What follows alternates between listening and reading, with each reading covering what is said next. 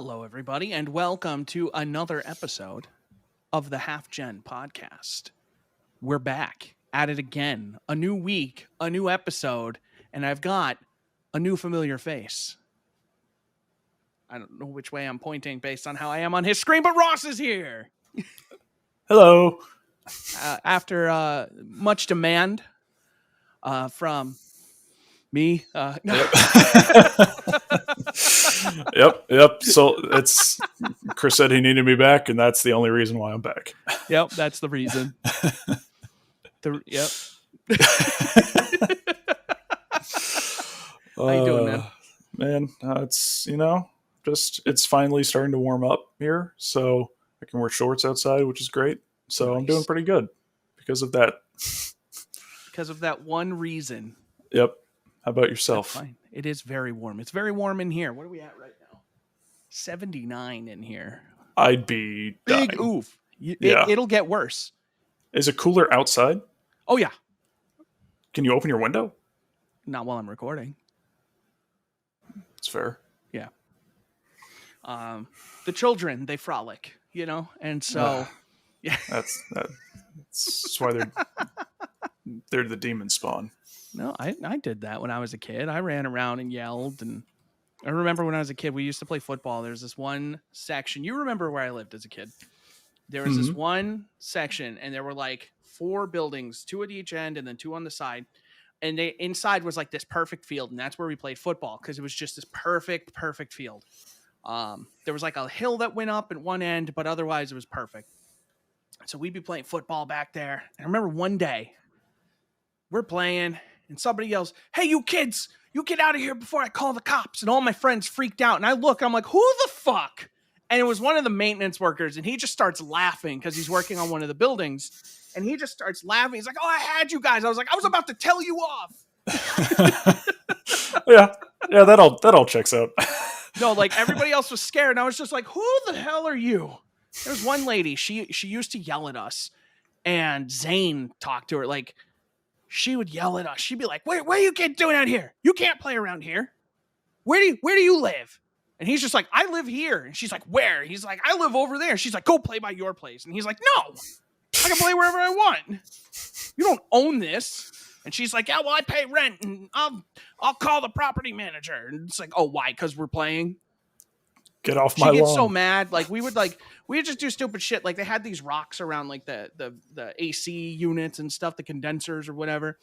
And so we would find nice ones and we put them up. There was like this little wood encasement around it. We'd put them up on the side so we could come back and be like, "Oh, look at these cool rocks." She would always come and kick them all in, and she'd be like, "Hey, you got to stop fucking with those rocks." We'd be like, "What the hell, lady? We're just showing them off." And she's just like, "Don't touch my rocks." "They're not your rocks, lady. She sounds Get out of lovely. my life." And then one day, she just flipped the switch and was nice as could be. Huh. The older we got, the nicer she was. I don't get it. Yeah, Maybe she just hated kids. I don't know. Yeah, I mean, I'm not the biggest fan. Fair enough. Yeah. But yeah, that's my blast from the past of Chris being a kid.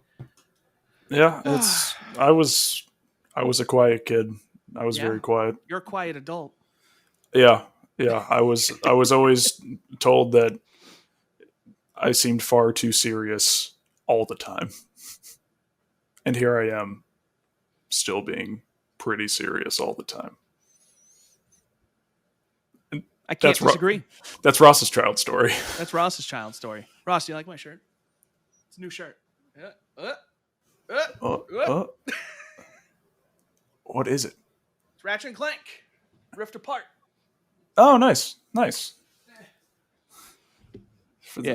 For the audio listeners, it's a Ratchet and Clank shirt, but it has the girl Lombax on it as well for the new game. Yeah, Sony did a thing. Like it was one of those. I don't usually look at them, but they were like, "Hey, check out this Ratchet and Clank T-shirt." I was like, I like T-shirts and Ratchet and Clank. It's like $20-something, officially licensed, and I was like, I guess I'll buy that. I fit into all the sections of that Venn diagram. Yep, checks out. That's not a Venn diagram. That's a circle. It's just a circle, and at each end is just the things that I like, and it's just the whole complete circle. It's for those who like T-shirts, and then those who like Ratchet and Clank, and then the overlap in the middle and you're right there, smack dab. It's just a big circle, and it's Yep. just me. It's my face. The circle is my face. Oh, okay. Don't put my face on the shirt. That's terrifying, but yeah, sure. Ouch. My feelings, if I had one. Video games. Yeah, I know you have a lot to talk about. I feel like we're going to talk about some of it, and then we're going to devolve into what we normally devolve into. Always. So I'm excited. We've already devolved. Yep. They pressed B. Every time we tried to evolve, somebody presses B. So you mentioned when we were playing Divinity yesterday that I played Avengers on PS5. You said you had something to talk about. I found Kamala to be delightful. Thank you. In a way I did not expect. I'm very happy. Childlike charm on that ship just had me smiling. Her dad is great. And he's just like, it's free? The ice cream is free? I'll take 2. It's just like, that's the worst accent in the world. Forgive me. But he's just like, I just love him. And he's just like the perfect, like, real dad who's just like there for the ride, but very supportive of his child. And just like when he wants her to go on the retreat, he's just like, hey, all your friends will be there. It's going to be great. You should go. Get away from this. Yeah. I like the story mode in that game quite a bit, to be perfectly honest. I got to... I just got my room on the ship. Okay. Yeah. That's how far I got. So I'm excited to actually play more of that. I heard the single player was the thing that was really fun about that. And so far I'm enjoying it. They also, not to like, I didn't pull this for news or anything, but they announced that with their new like DLC area, they're going to add it as like a patrol zone. Kind of like how Destiny is. You land and then you can walk around and do whatever. Yeah. They're adding that to Avengers now, which sounds like kind of a needed thing. Yeah. Yeah. I mean, yeah, there's repeated areas and missions they'll drop you into, but it's more of just kind of like those focused type of missions. So if there's just an open area, and do it again. Yeah, pretty much. Yeah. So if there's just an open area, that would be fun to. It wouldn't scratch my itch of Marvel heroes, rest in peace, but it would be good. It's getting there, maybe. Yeah, it's, all things considered, I have to give big props to Crystal Dynamics because they've been constantly updating and fixing things on that game since it released. No disrespect to Crystal Dynamics, but I give the props to Square Enix for not just pulling the plug.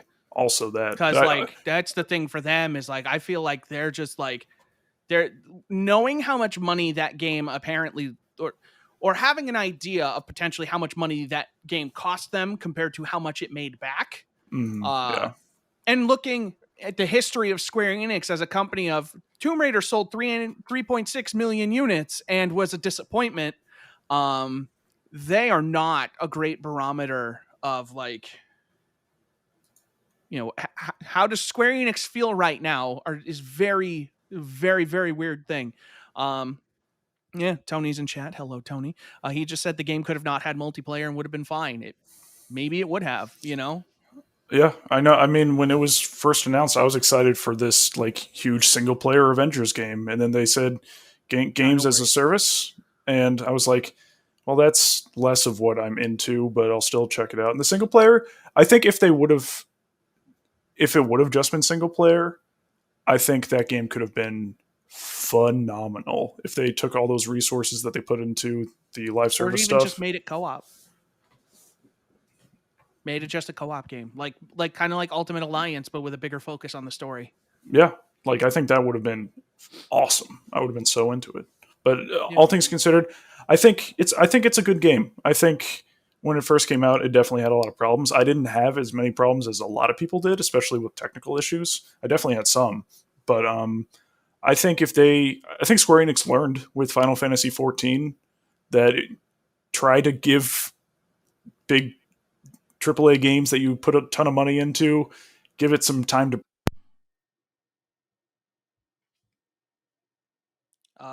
I don't know if your recording is still going, but we lost your audio.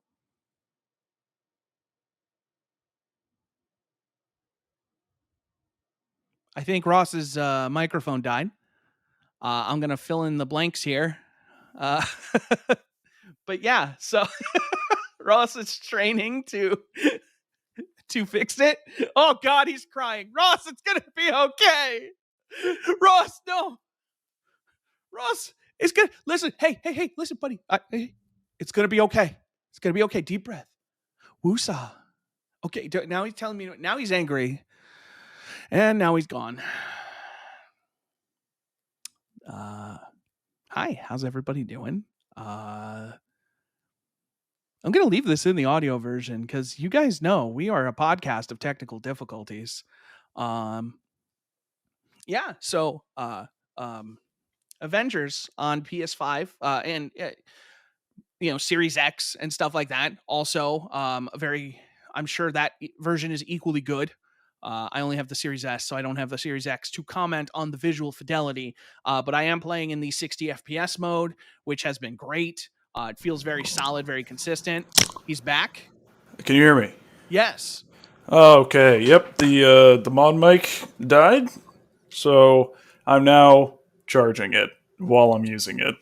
That is too short of a cord. It is. Thank you for noticing. You should buy a longer one to have, and then just have it plugged in while you do the podcast, since you're not going to walk away anyway. Yeah, and then you'll charge it at least once a week.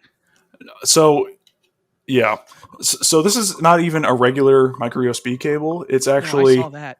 A 3-in-1 PSP Vita and also a micro USB charge cable. So you're welcome. No, Tony, his mic is separate completely. Yeah, like he can pull his off. Hello. It's completely independent. I got this originally for VR, so I wouldn't have to have like a super heavy wireless headset on while I was playing. And then I haven't really been interested in playing VR recently, so fun. More to talk about that later. Good. But yeah, and it turned out his mod mic was just as good quality, if not better in some cases, than the USB 2020 he was using. Yeah. There we are. Yeah. Well, I think what I was saying was that I think Square Enix learned from Final Fantasy XIV to give their big AAA games they put a lot of money in room to breathe and see if they can right the ship. And I hope Avengers continues to do that because I think the core gameplay of the game is super fun. It's just everything around it needs to be more solid. I can only comment so much, having not even finished the single player, and I haven't touched the online stuff yet. Because I bought Avengers at launch because I played the demo, and it was one of those games where I was like, you know what, I'm gonna choose to believe in this game. And then it came out, and it was exactly what I feared. So I have it on PC, and I decided I just wasn't gonna play it. Then Ross bought it on PS4 after I had bought it on PC, and he's like, yeah, I want Spider-Man, which fair enough. I bought it on sale, like Black Friday time or something, for like $24. And I was just like, I'm not playing this game till it's on PS5. Yep. And that's what happened. They updated it last week, or like 2 weeks ago almost. And I played it finally. Pardon me. And I'm enjoying it. I have no major complaints about it. I was a little worried that like Kamala, like some people said like, oh, Kamala is a little too like fangirly, but I actually kind of like the kind of excitement she brings to the game, like the personality she has as like a fan turned hero, and kind of her going through the process of like, at least so far, like, oh, it looks like there's a cure. Should I be cured? And Banner being like, whoa, like, don't take anything kind of at face value almost. Yeah, I think she helps alleviate some traps the game could have fallen into of just the generic dark, depressing, all the superheroes are bummed out, and one of them, they just have to eventually round themselves up and figure things out. I think she helps them avoid that cliche. I also think that the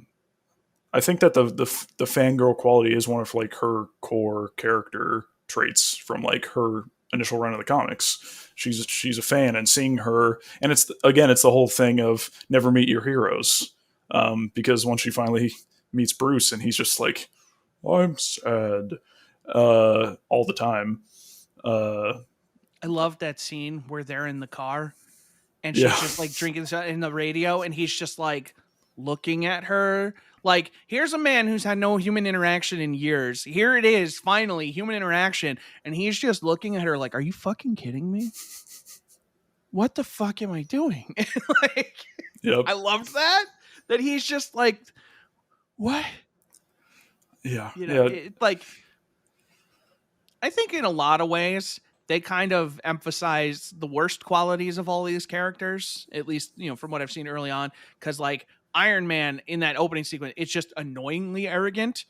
And, like, you know, some people feel that way about, like, movie Tony Stark. But I'm like, no, if Robert Downey Jr.'s Tony Stark met Nolan North's, like, even he would just be like, what is with you? You know, like, he would just be like, can you stop for like 5 seconds? Can you turn it off?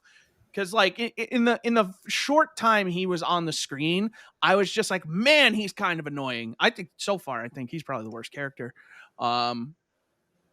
Thor was cool. He's the very arrogant Thor, but, like, I don't mind him. Like, I liked his interaction with Kamala. Like, he comes in like, oh, this is Stark's bullshit, and quaint, you know, and just whatever. And then he's talking to her, and he's just like, I like you. I'll remember you. And it just makes it better that it's Travis Willingham. Yeah. It's then Laura Bailey when she meets Kamala, she's like, oh, hey. Oh yeah, yours was the one with the toilets or something, right? Yeah. It's the one that still, like, doesn't completely work for me is still Troy Baker as Bruce Banner. Like, I think I haven't minded him as much as I thought I would. Yeah, and I think I warmed up to him over time, but I don't know, it just still feels like Troy Baker. The thing that's weird to me is that, like, they pulled a lot of people. They have that Avengers animated show that they did. Like with Thanos and everything, like during the MCU. I don't know if it's still going on, but they had a lot of these characters. Nolan North was not Nolan North. Troy Baker was Hawkeye in that show. Travis Willingham was Thor, and Laura Bailey was Black Widow. So they pulled a lot of that cast, and I like, because I see clips of that. It'll recommend them every once in a while because I'm still looking up, like, there are days where I'm just like, hey, I want to see that theater reaction of Endgame again. Remember I love movie theaters? I still watch those reactions too. I watch those all the fucking time because that hammer, and he picks up the hammer, and everyone's like, yeah! And I'm like, yes! Yeah, the two reactions, the hammer, and then on your left as the portals open up. On your left, and the stones, the one where he's just like one, and then that's the one, and then or the best one, even better than Endgame, is Infinity War, when everyone's getting dusted and they're just like, oh no, you know, with Bucky, and then like T'Challa, and they're like, oh no, and then Groot, and everybody's crying, all the Guardians, and then you hear Mr. Stark, and they're like, no, I don't feel so good. Everyone's like, oh, stop it. Everyone is crying before he's even dusted, and then everything is just quiet. That and when Iron Man dies are the two quietest theaters I think you will ever find. Yeah. Except for, like, the sniffles. Yeah. Another one of my favorite reactions is from Infinity War when they're in Wakanda fighting, and then you just see the Bifrost beam hit the ground, and you just see the axe go. That might be the best scene in the MCU. It's really good. It's so good. Really good. And he just lands, and he's just looking around, and he's just like, the fuck is Thanos? Yeah, it's so good. It's so good. And when he rises up and you see his eyes glow and he starts channeling the lightning, cloud just darkens, and you just hear the sound effect of just the boom. Just a boom. Yeah, as it goes, like, silent except for that. Oh, it's so good. It's so good. Oh man, Avengers I like Marvel a lot. I think I know, like, man, like, Winter Soldier's really good. I got to sit down and watch them all again. I still think Infinity War might be my favorite movie. Yeah, I mean, I think that's a lot of people's favorite movies. How they handled pretty much Infinity War is better than Endgame, I think, in almost every facet, except for, like, the shock value. Infinity War has the one big shock, and then, like, Endgame has, like, a fucking ton of it. Endgame is exhausting. It's really good, but it's exhausting. Infinity War is about the best team-up movie you could probably ever put together, because they had all those people to work with, and then they managed to give everybody enough screen time where nobody felt left out. Everybody kind of got to the conclusion of their story pre-Endgame, you know? And I really liked that. Yeah, yeah. I think I agree with. I think Infinity War is a better movie, but I think I like Endgame more. I think a lot of ways because I'm a Cap guy. I've loved Cap since the beginning of the Oh, MCU. fair enough. I was super bummed out when they announced Chris Evans was going to be Cap because he was Human Torch, and I was like, those movies weren't very good. But like, he is Cap, and I think the final scene of Endgame, where you see him dancing with It's about a Peggy, perfect ending. it's like I tear up every time I watch it because like he promised her that dance right before he went in the ice, You and know then it's good when yeah, Cinema Sins does the everything wrong with Endgame. They hmm get to the end and he says, "No, this is about the best ending you could have had," and takes a sin off. yep, yep, You know it's good when Cinema Sins takes a sin off. yeah, It's like, nope, that's perfect. yeah. It's like I know Spider-Man: Far From Home is still technically in like that phase of Marvel movies, but like if it was Endgame and that was it, I would be totally satisfied. Like Oh yeah, I obviously, I'd still want haven't seen more, Far From but Home for what it's worth. I still it's haven't good. watched it. I I've think heard it's good, and I just haven't watched it. I Jake know what Gyllenhaal happens is in it. really good. Yeah, Jake Yeah, Gyllenhaal is really good in that movie. no, I know basically what happens. Like I know the ending and stuff like that. So like I've seen that. I want to watch it at some point, but I'm gonna be honest. After Endgame, like my interest kind of plummeted, Hmm. and I was more interested in Black Widow than I was another Right. Spider-Man movie. And even at this point, like I'm not gonna watch Black Widow because they're like, hey, subscribe to our service and pay us $30. Hmm. Yeah. And Yeah. I'm not going to do that. I'm not going to do it. And you took way too long. It's like 2 years later, and you're going to finally put it out. No, Yeah. Black Widow. The movie serves no purpose at this point. It's too late to appeal to the fans who were hurt by Endgame, and it's just like if you weren't going to release it before Endgame, why release it at all? The only reason they It's too wouldn't late to release care. it before Endgame is that it has to have some setup for future movies. That's the only thing that could make it still relevant. I mean, But it must, but like, I don't know. I yeah. still think it was a mistake to delay it as long as they did. It should have come out. It should have been shortly after Far From Home at the latest. By the time you're 2 years out at this point, there's no reason. I don't know who is in the market that's going to pay $30 to watch that movie, to rent Hmm. it. Yeah. Who is that market at this point? Yeah. Yeah. Nobody is going to the theater to watch Black Widow when we already know what happens and we've come to terms with it. That emotional response is gone. Yeah, at this point, what I'm most excited for in the MCU is I'm actually really excited for the next Spider-Man movie because if it is like a Spider-Verse thing and all the rumors about Tobey Maguire and Andrew Garfield coming back and like all of them That being I'm together in the excited movie, for. like that I'm pumped about. And after seeing WandaVision, I'm super psyched about the Doctor Strange movie that's coming out.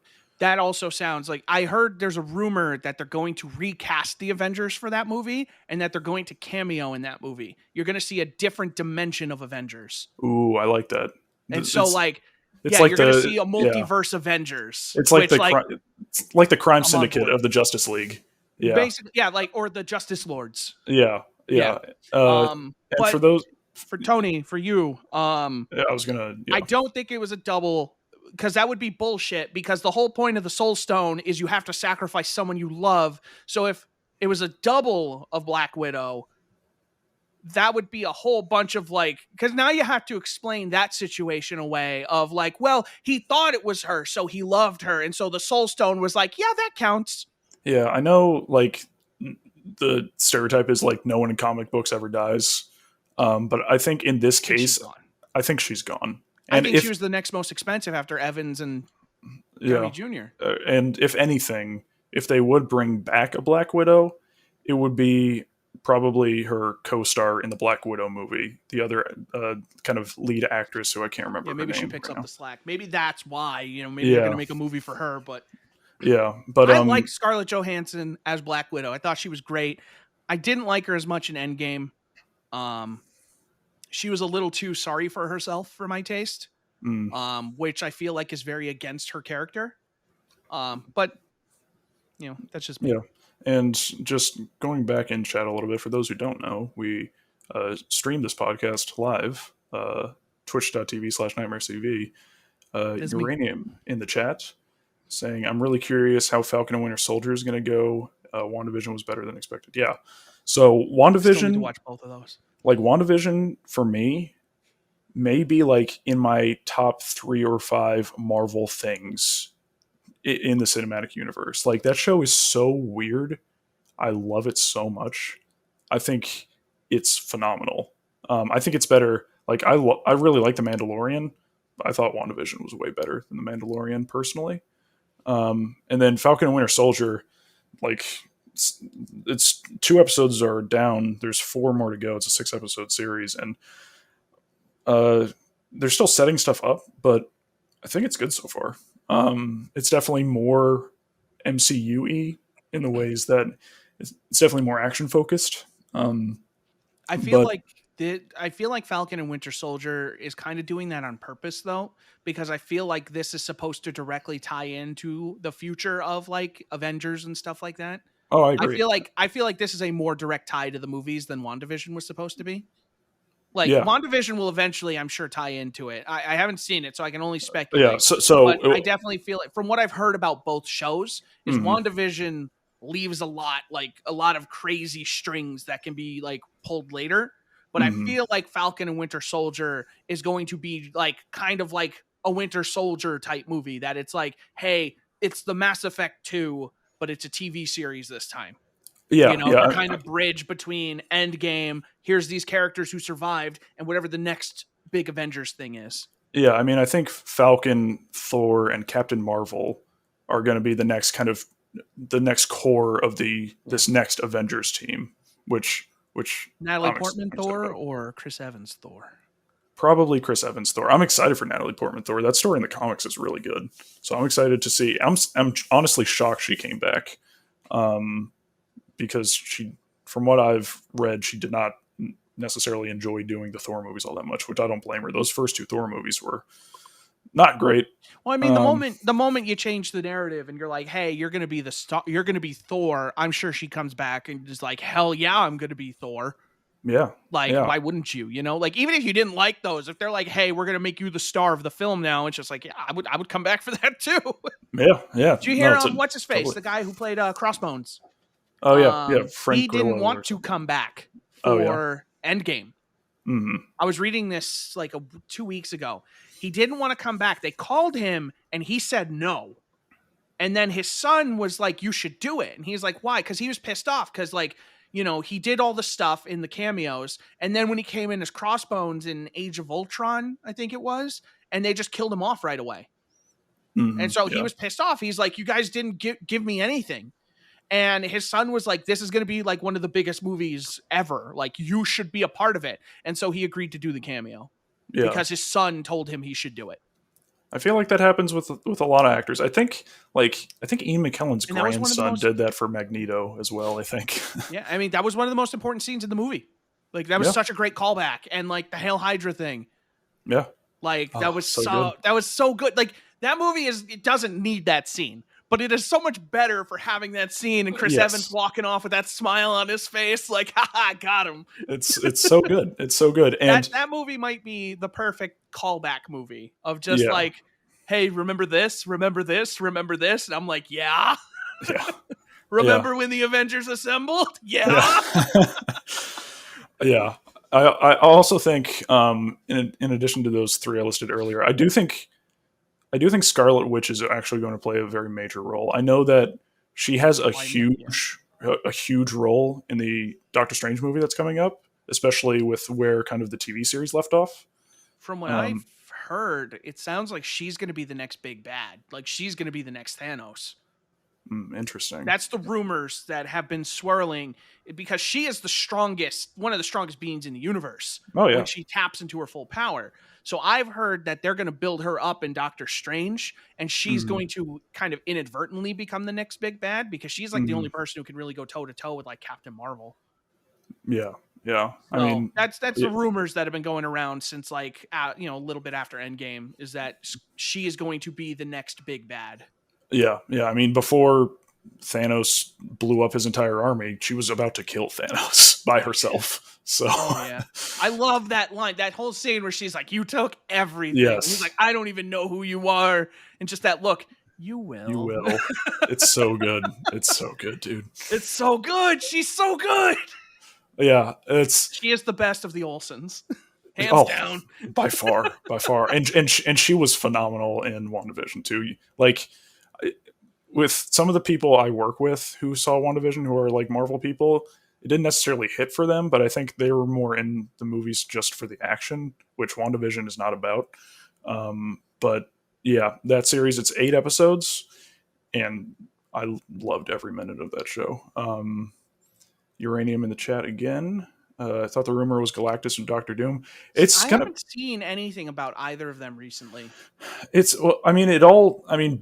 Both of those really depend on how quickly they integrate the X-Men into the Marvel Cinematic Universe. They wouldn't do Doctor Doom without bringing the Fantastic Four in first. Yeah. So it cannot be Doctor Doom. And frankly, I think Doctor Doom will play a part, but I don't think, like, Marvel does, like, you look at the fact that they took 10 years just to get to Thanos. They're not going to take another 5 years to get to Doctor Doom. You know, no offense to Doctor Doom. He is not, if anything, Galactus. But I feel like Galactus would be the finale. Galactus is what you do when you're ending the MCU. When you want to send them out, when you want to do the thing where you use the Infinity Stones to revive Chris Evans and Robert Downey Jr. and stuff like that, when you want to have that moment, that's Galactus, you know? But, like, I hope they don't do that. But I'm just saying, like, I think Galactus is the end-all, be-all. That is how you end the MCU, and then you leave the MCU for, like, 15 years. Yeah. Which they'll never do, but... Yeah. That's how you pack a theater again. What I think will be interesting is how many cameos will Ryan Reynolds have across Marvel movies now? It sounds like a lot of them, because I already heard he's in Doctor Strange too. Is he? That's what I heard, is that they pulled him and he is going to cameo, and that's going to be his introduction to the MCU proper. Perfect. It's my biggest question at this point are the X-Men. How many do they bring in, and which ones do they bring in? Because there's been X-Men fatigue. Because the last couple X-Men movies have not been great. I know everybody's kind of like tired of Hugh Jackman, but like I don't know who else would play Wolverine. You're right. B, I wouldn't want him to come back because Logan was so perfect. I know, but it could be so cool to see him there. Just like one time, even in like Doctor Strange, just have him pop up like, who the hell are you? Yeah. And then he disappears and you get a different Wolverine or something.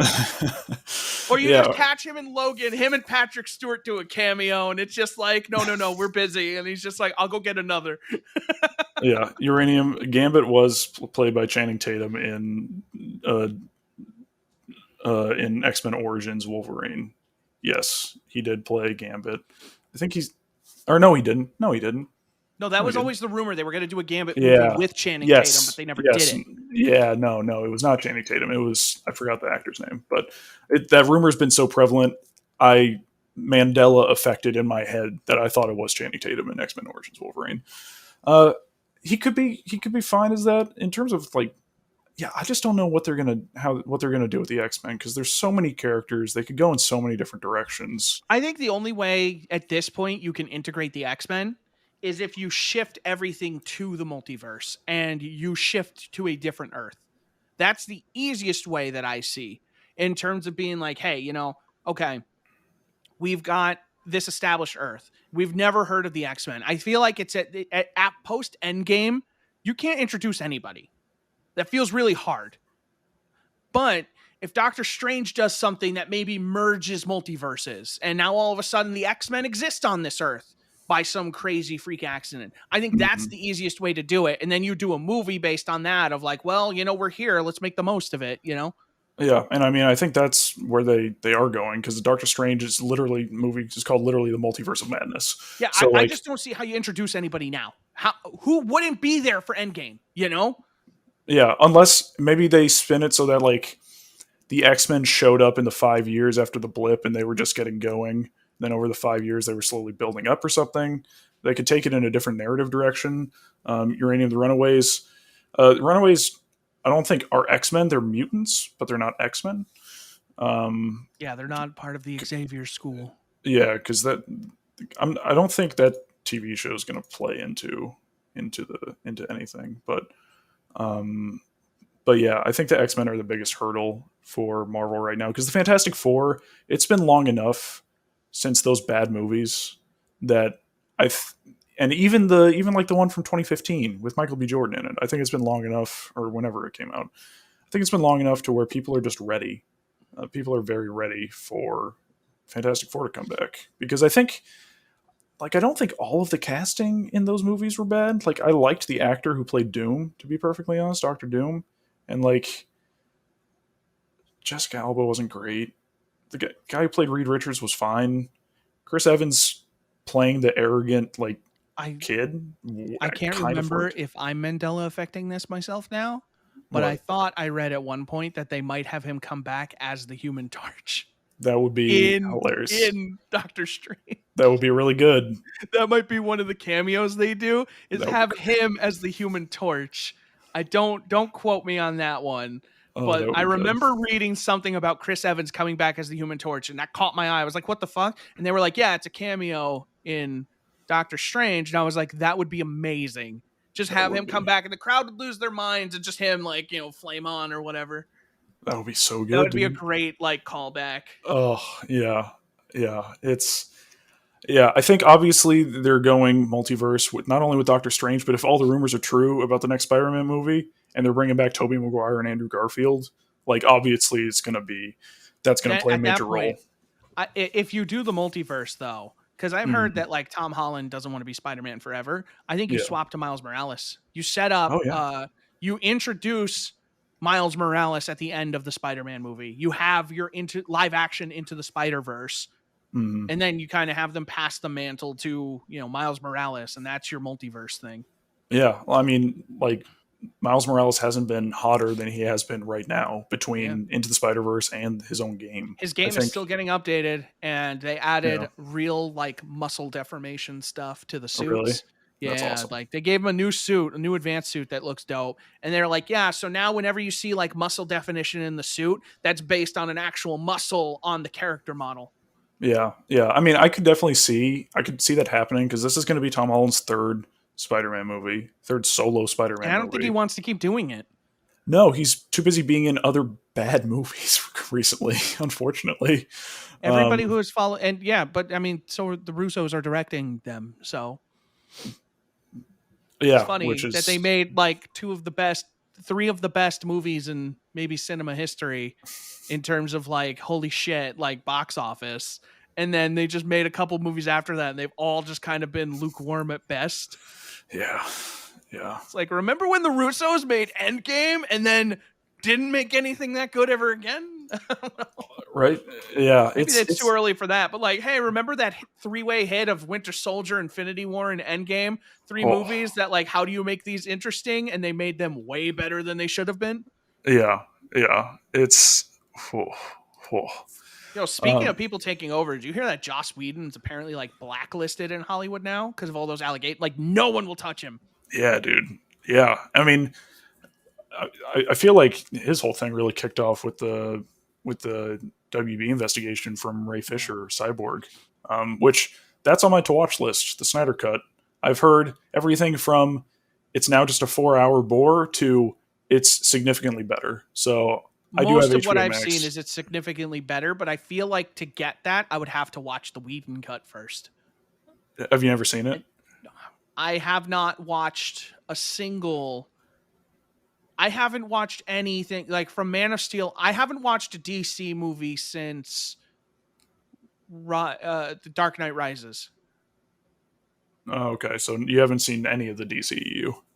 Nope. Wonder Woman Well, I was think really good. Superman's boring, so I didn't watch Man of Steel. Yeah, that's fair. Superman might be the most boring hero in the history of ever. That's not true at all. It's just He's too to do Superman justice. You either need to throw another Superman at him, or like I don't know what you do to make Superman feel like Superman. You have to basically throw another Superman at him. I mean, there's tons of good comics that have great stories. Oh, I'm That sure, but I mean, like they've never translated those good comics to the big screen.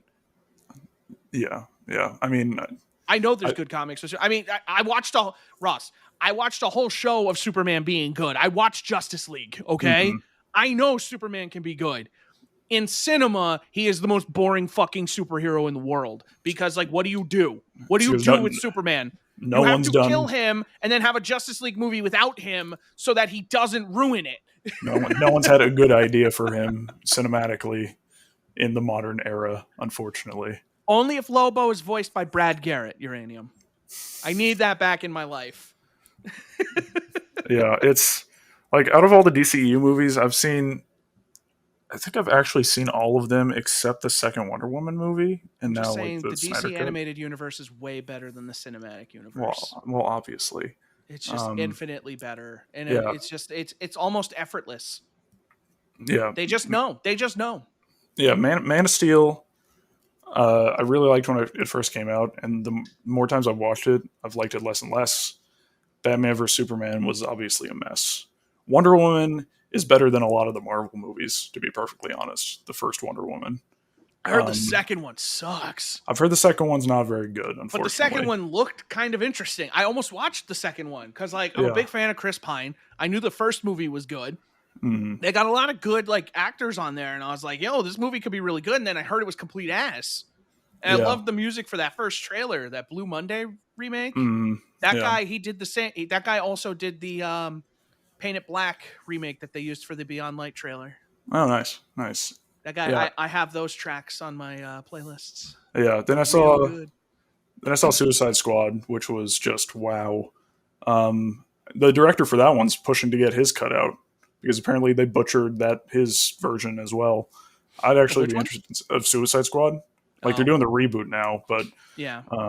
but I'd be interested in seeing the air cut or whatever. Hold on. Stop the presses, okay? Uranium. The Wonder Woman movie, the second Wonder Woman movie was marketed as a movie that it wasn't even about. Almost like Halo 5 was marketed as a game it wasn't really about. Full circle.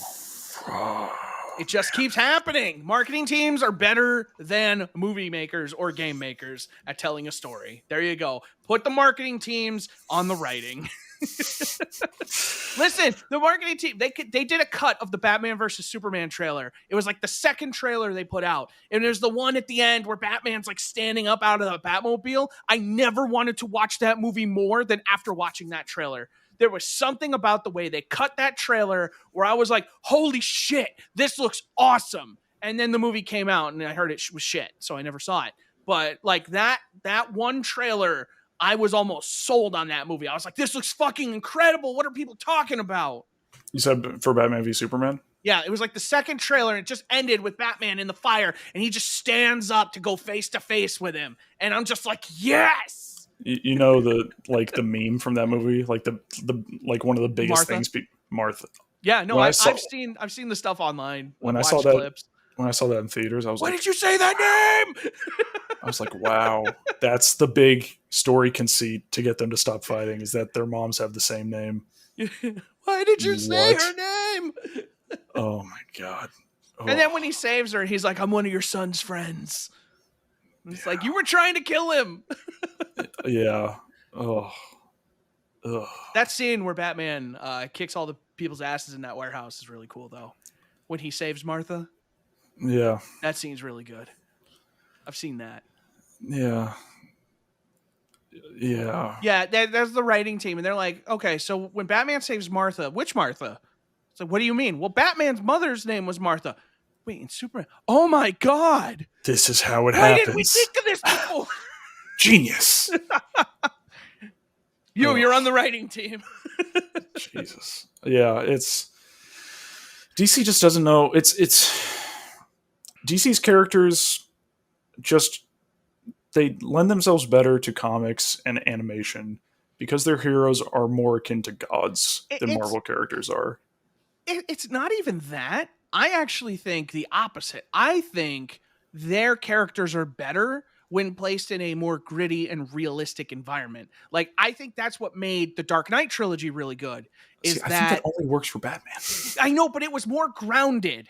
Like, that was a reality where, like, there weren't just these, like, there were some hints at like mystical powers and stuff like that, but there was nothing crazy, you know. There was never this scenario of like this actual like magic user. And like maybe you do that because one of Superman's weaknesses is magic. Maybe you bring that in later, but I liked that it was very grounded. It was kind of like a gritty movie, and that's what made a lot of it work. And I don't think it's impossible to do that with other characters, you know. I think they tried too hard to they didn't earn the MCU, and they just wanted to make an MCU, and they rushed into it. And that was their biggest problem. And now they can't fix it. I think if they were smart, they would cut their losses and then just do like a new like DC cinematic universe in the future. Just base that shit around like Batman Beyond or something. And bring in Static Shock. You bring in the fucking child of Jon Stewart and Hawkgirl. You bring those people into it. And then all of a sudden you've got this entirely like, hey, here's characters that everybody knows, but now they're also interested in learning about them because they're not as familiar. Yeah.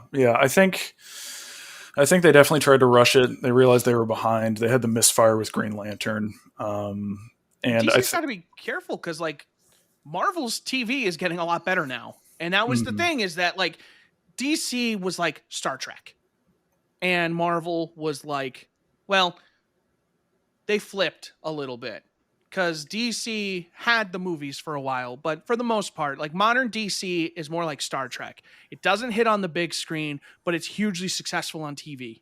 Yeah. Whereas Marvel is a huge success at the box office and struggled on TV, but now they're getting way better because they're bringing the box office to the small screen. Where DC, they've kind of squandered a lot of their animated potential. Like, I hope these rumors of the return of the Batman animated series are true. And I hope that leads to a Justice League, you know? Because DC's animation, when they let the right people in there, is the best. It is the best. Marvel can't touch it. Yeah, and I think they need to lean more into that.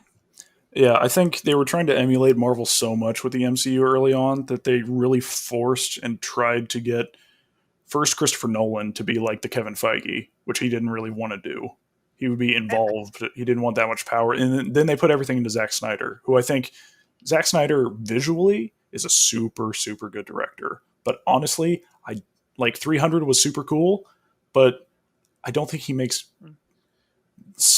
very great movies. Yeah, the difference is Feige and them earned it, and the DC just kept trying to make people do it.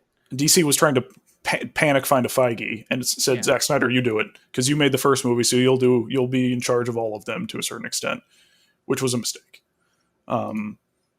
Because like Man of Steel, good Superman stories focus on, like, no pun intended, like how alienated he is from like everyone else. Him having the knowledge that he could rule the world, but being a good person and trying to walk that line between not extricating himself from everyone because he's so different and being involved enough to where he feels like he does enough. Like, the best Superman stories don't necessarily have like the most action.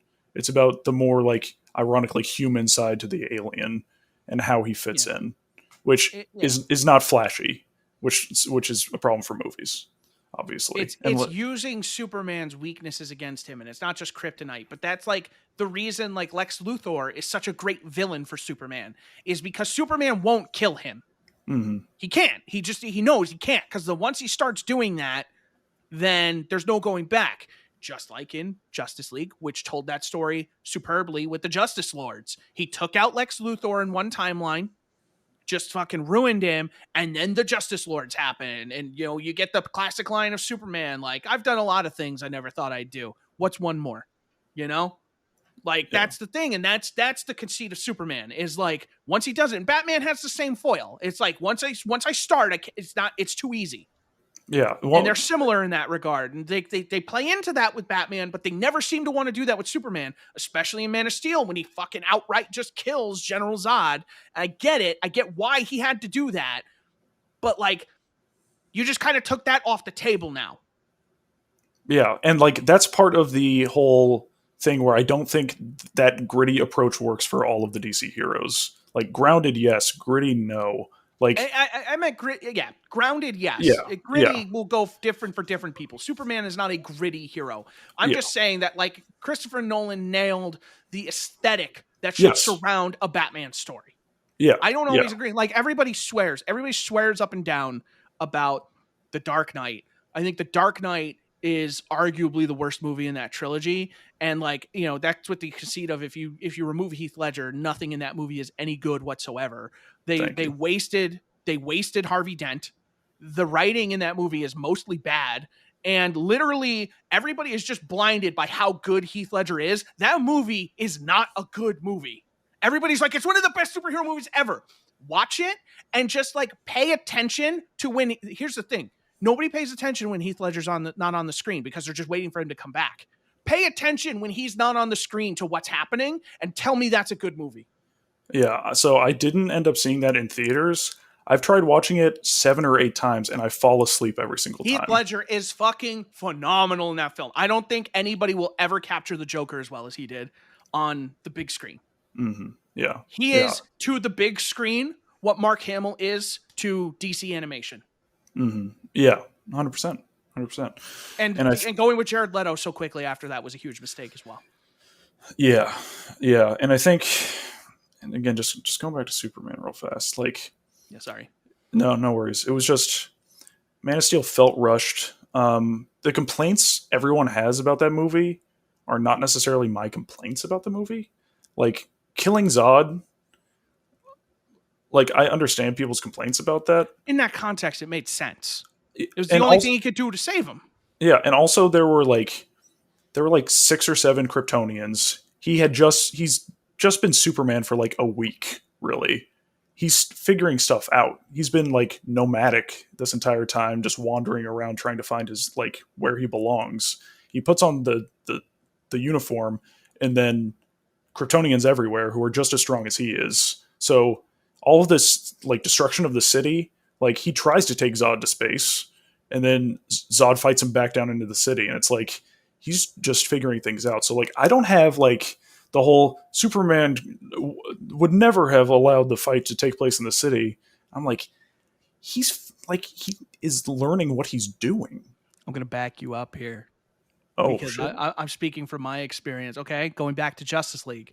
Yeah. One of my favorite moments in all of Justice League is at the end of Unlimited, when Superman is fighting Darkseid.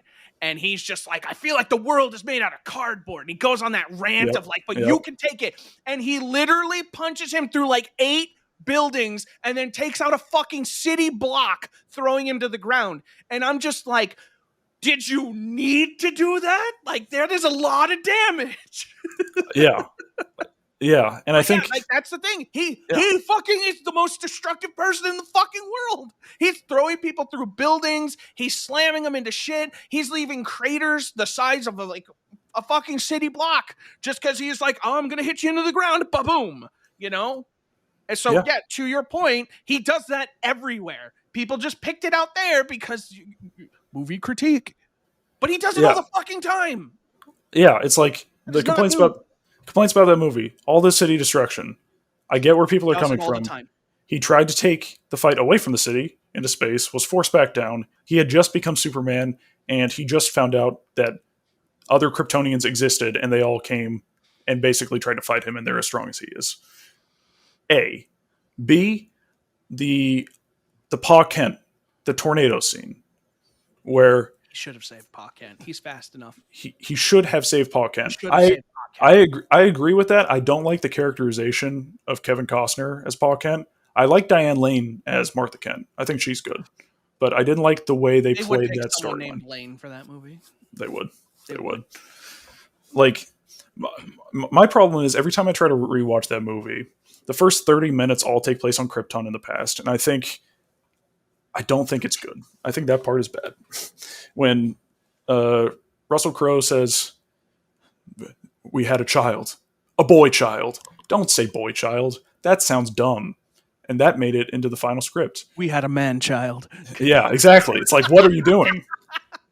And then like when they put like Zod and the others, like when they put them in prison in the past, all the prison ships, like the individual prison ships that are just one person, they fly up and they're just in the shape of penises. I saw that. That's a design choice. I watched the CinemaSins of this recently, so this is all very fresh. Yeah, and it's like I think Henry Cavill had the chance to be a really good Superman. I agree. At first, I didn't like him. He gets so little dialogue in that movie. It makes me think that they didn't have confidence in his ability to put on an American accent. But I think that I never really liked Ben Affleck as Batman. I think that it could have worked, and I know they were going for the older kind of Batman. I just never bought that personally. I know a lot of people liked Batfleck. And I think Gal Gadot, fine from what little I saw. Yeah, I think he was fine. I don't think it's hard to follow up Bale after that trilogy. And as much as we make fun of Christian Bale, he ultimately did a really good job of being both Bruce Wayne and Batman. Yeah, I think in a way most Batman don't. Yeah, even Michael Keaton, I don't think nailed it quite as well as Christian Bale did, and he's the other person that people hold up. People hold those guys up, and no disrespect to Michael Keaton or Jack Nicholson, but if you are still of the belief that their performances have not been surpassed, you have not been watching these movies, because Christian Bale nailed it, and Heath Ledger just don't even talk to me, Yeah, and honestly, Batman Begins, I always forget the guy's name, but the guy who played Scarecrow, I thought he was great. Oh, yeah, no, he was good, and he was in all 3 movies. Yeah. He was really good. Yeah, he was great. I think, obviously, the 3rd movie goes a little bit off the rails. I think everyone... How does he get back to Gotham? Is the well in the backyard of Gotham? Is there a desert near Gotham that we don't know about that he just moseys on back in? Hey, he's old walking around with a cane. Don't worry. Knee brace, 2-second scene. He's fine again. One thing I will say, and people think it's so dumb, the scene on the ice where they're making the people walk out to fall through the ice, and he tells them to light it up. And everybody's like, when did he have the time to put that bat symbol on there when he could have been helping people? But I'm like, the imagery, though, is so fucking good. It is so good. When you come and it's like, honey, come look at this. And then the bwah, bwah, and I'm just, every time, I'm like, yes! Yeah. Fuck you! That is amazing! Yeah, and honestly, I think... scene in the whole movie. I agree with you that the groundedness of the Nolan trilogy is really what sets it apart from a lot of... Yeah. I'm sorry. I was just going to say, what sets it apart from a lot of other movies, the one time I think it hurt it was with Tom Hardy as Bane. I think the grounded version of Bane was beyond the voice, beyond the funny voice. I don't think he was just very intimidating, to be perfectly honest. Fair enough. And with the whole reveal at the end with Talia al Ghul showing up, it was just, it was weird. Listen, I actually think that's the best of the 3 movies, but I like Begins the most still. That one is also the one with the most problems. Mm-hmm. Yeah. But I still think it's my favorite of the 3. The point that I get to with the grittiness for that, and it's obviously as a Batman fan, I want Batman to be good. And I sit here and tell you to this day, The Dark Knight was not a good movie. I don't know how many times I need to tell you people it was not that good. Heath Ledger is phenomenal, and he blinds a lot of people to the fact that that was a pretty shit movie. Okay? That's just a fact. Watch it again, and just really pay attention, and you will see. I don't like Maggie Gyllenhaal as the love interest, as what's-her-face. I don't like her at all in that. Every time, she's a perfectly fine looking woman. I don't think she's as pretty as that movie really likes it. When the Joker comes out and you are beautiful, and I'm just like, no, she ain't. She's fine. Not my cup of tea. Okay, maybe to each their own.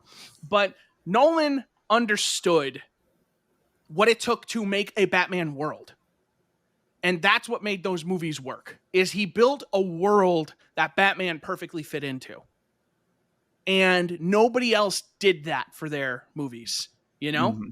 I heard Aquaman was good. Maybe they did that for that. But that's the thing is Iron Man. They built a world. Jon Favreau built a world in which someone like Iron Man could reasonably exist and could thrive in. They did the same thing with Captain America, with like Winter Soldier and stuff like that. They built a world where these people could exist and then put the characters in it. With these, they built the characters first and then just put them into a world that was like every other movie. They did it the wrong way. Yeah. Like literally out of all of the movies in the DCEU, and again, the only one, no, I take it back. I haven't seen two of them. I haven't seen Aquaman, which I did hear was pretty good. I heard Aquaman was really good. And I haven't seen the second Wonder Woman movie. But I would say in terms of putting a character into a place that fits, the first Wonder Woman movie is the best I've seen. From the time on Themyscira to when she makes it to man's world, and it's like World War One. I think that was phenomenal. But other than that, Man of Steel, like going from the Nolan trilogy to Man of Steel, it just feels like it doesn't feel substantive. Like it just feels like it's missing something. Did you ever see, there was a meme, it was going around, I think on like TikTok and Twitter, or it was like it's where I saw it on Twitter. And it's this guy and he has like all these cutouts and these blocks. And he's like, where does this block go? That's right, in the square hole. And then it's like, where does the cylinder go? That's right, in the square hole. And like every shape he just puts into the square hole because it fits. And I feel like that's what DC does with their movies, is they just put everything into the square hole. And Marvel's taking their time and they're like, okay, the triangle goes in this hole and the circle goes there, and and they're doing it right. And DC is just like in the square hole. Yeah. So they're just putting all these people in the same hole. Yeah. It's and it's a real shame. It's a real shame because I think, personally for me, as like a whole, I like DC characters more than Marvel characters. 100%. Like I like the Justice League more than I like the Avengers because I care more. I care more about Superman and Wonder Woman and Batman and Green Lantern and the Flash. I care about them more than, me personally, Iron Man or Hawkeye or Black Widow. Like I think I like them as characters better. Like I think with the exception of the MCU, yeah, I agree with that wholeheartedly. I think the MCU was the first time, and I've always historically liked those. I'm biased because I grew up watching Batman the Animated Series, Superman, right. The animated series. I watched those shows as a kid. I grew up around that stuff. I remember my dad bought me a Batman comic book one time. Just, I don't know why. Mm-hmm. And, I remember reading that comic book a bunch, and just, I grew up liking Iron Man because my parents bought me Iron Man toys, and I loved Iron Man. And that's how I came to, I am not a comic book person. So my exposure is entirely based on how these characters are portrayed in these animated series. Spider-Man was cool, but Batman, the animated series, was way better. And just, DC, I feel like, takes their fans a little more seriously in how they characterize those shows. Like Batman the Animated Series is such a mature show for a kid's show. They respect their audience they tackle more. Exactly. Yeah. The stories that they tackle in those 100%. are real, and they're visceral, and it's just like, they're emotional to this day. Like I remember the one with the Scarecrow where Batman is seeing visions of his father telling him like, you're a disappointment. How could you do this? And he's just like, I'm Batman. And just like, fucking, that is huge. That is such a huge thing. And as a kid, you don't get it. But as an adult, I watched that and I'm like, holy shit, this is what I was watching? This is incredible. And like, Marvel never had that.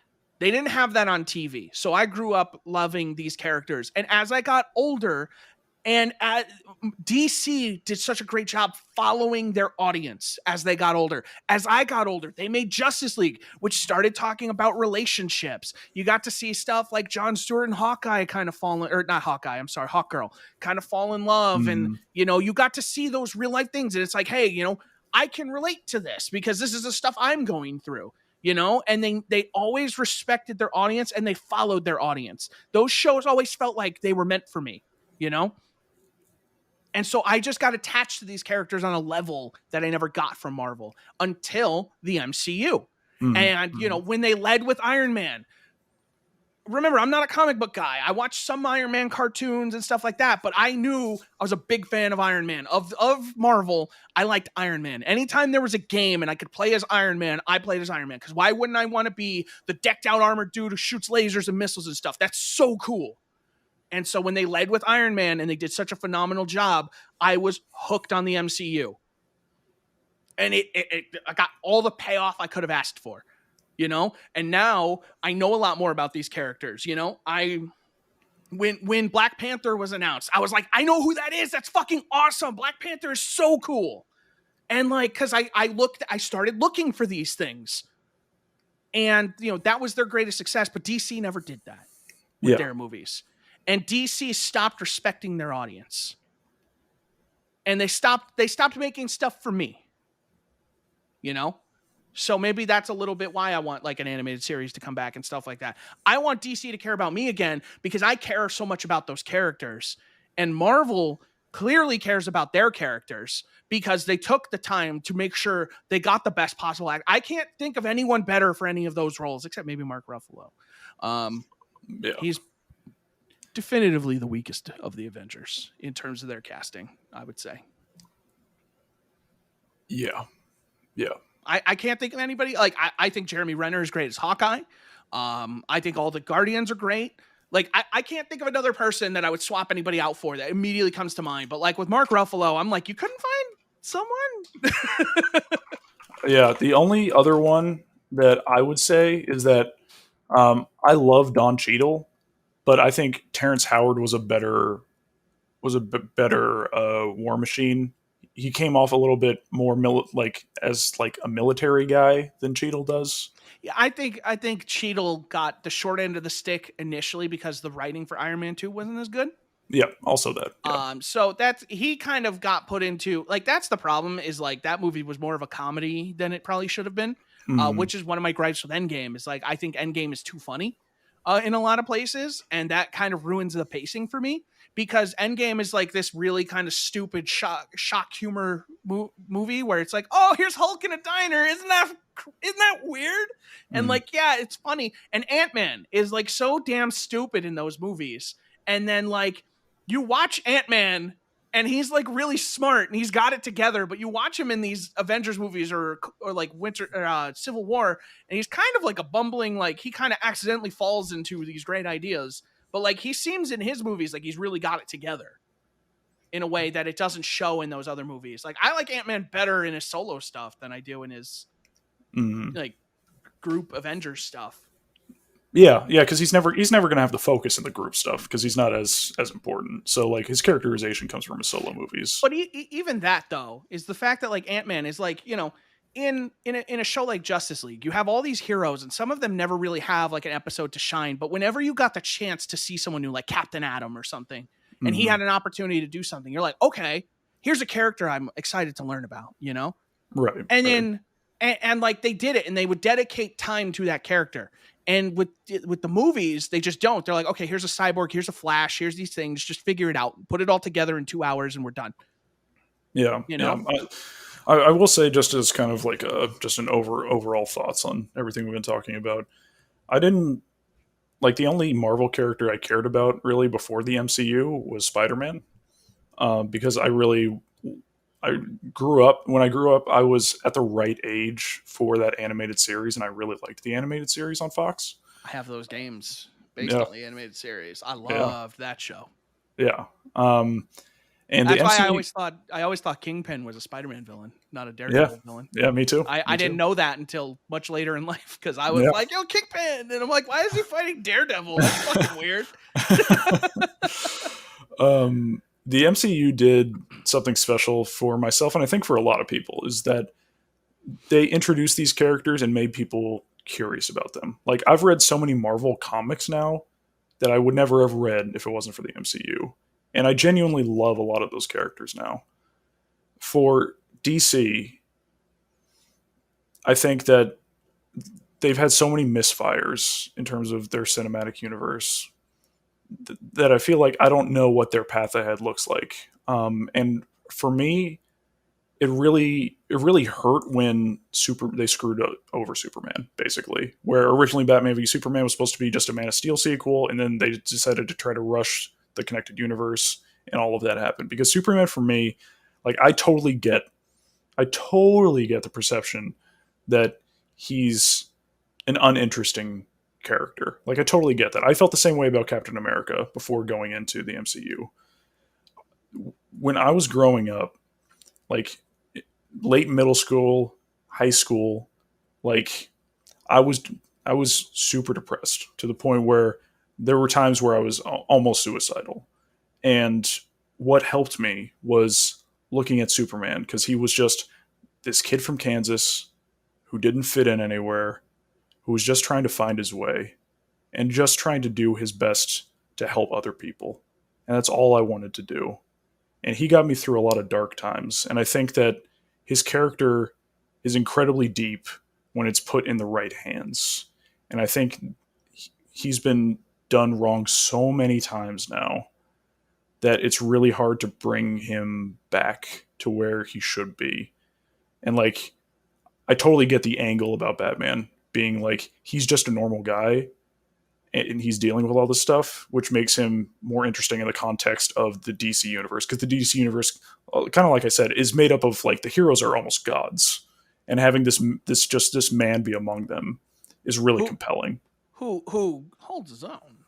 Yeah, who holds his own. Even more impressive is that like here's all these gods who are just like, yeah, no, we just don't mess with him. Just leave him alone. Let him, whatever he's doing, just don't get involved. Just we want him to be on our side. Yeah. And like, I totally get that. And I think Batman is a compelling character a lot of the time. I think when I was deepest in kind of like the dark recesses of my mind, I think I tried to go to Batman a couple times, but he's not what you need for that. No.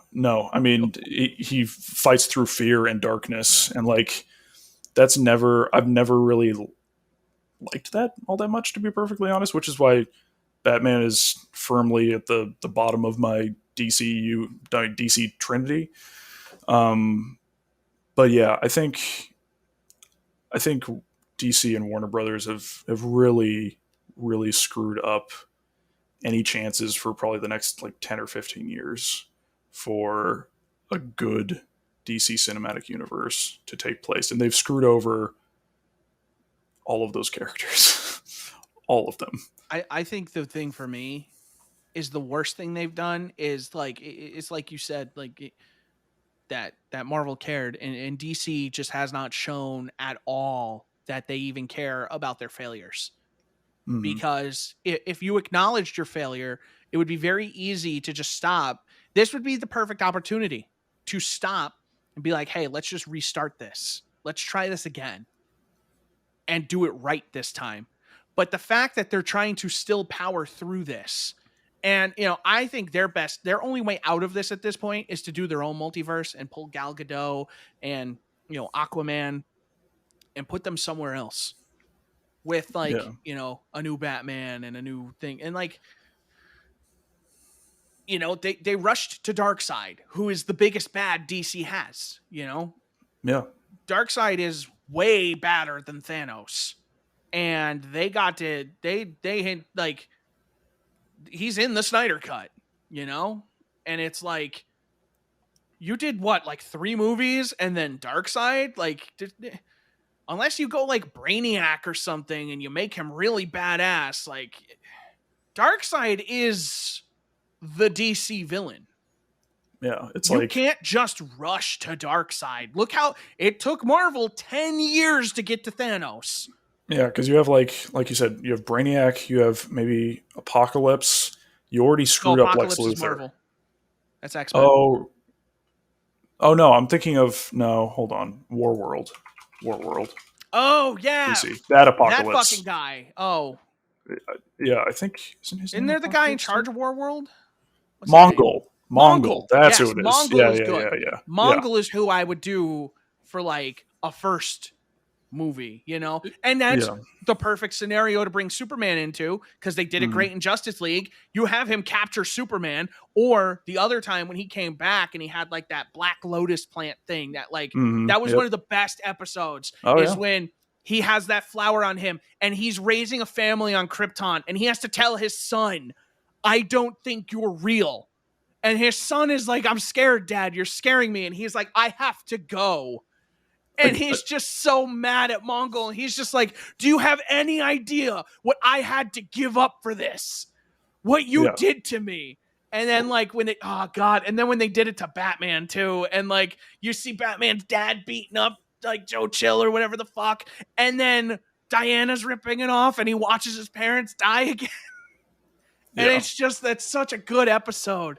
And it's so fucked. And Wonder Woman really got to shine in that one. She got beat up, but like, you know, considering it was a guy who'd go toe to toe with Superman, she held her own fucking well.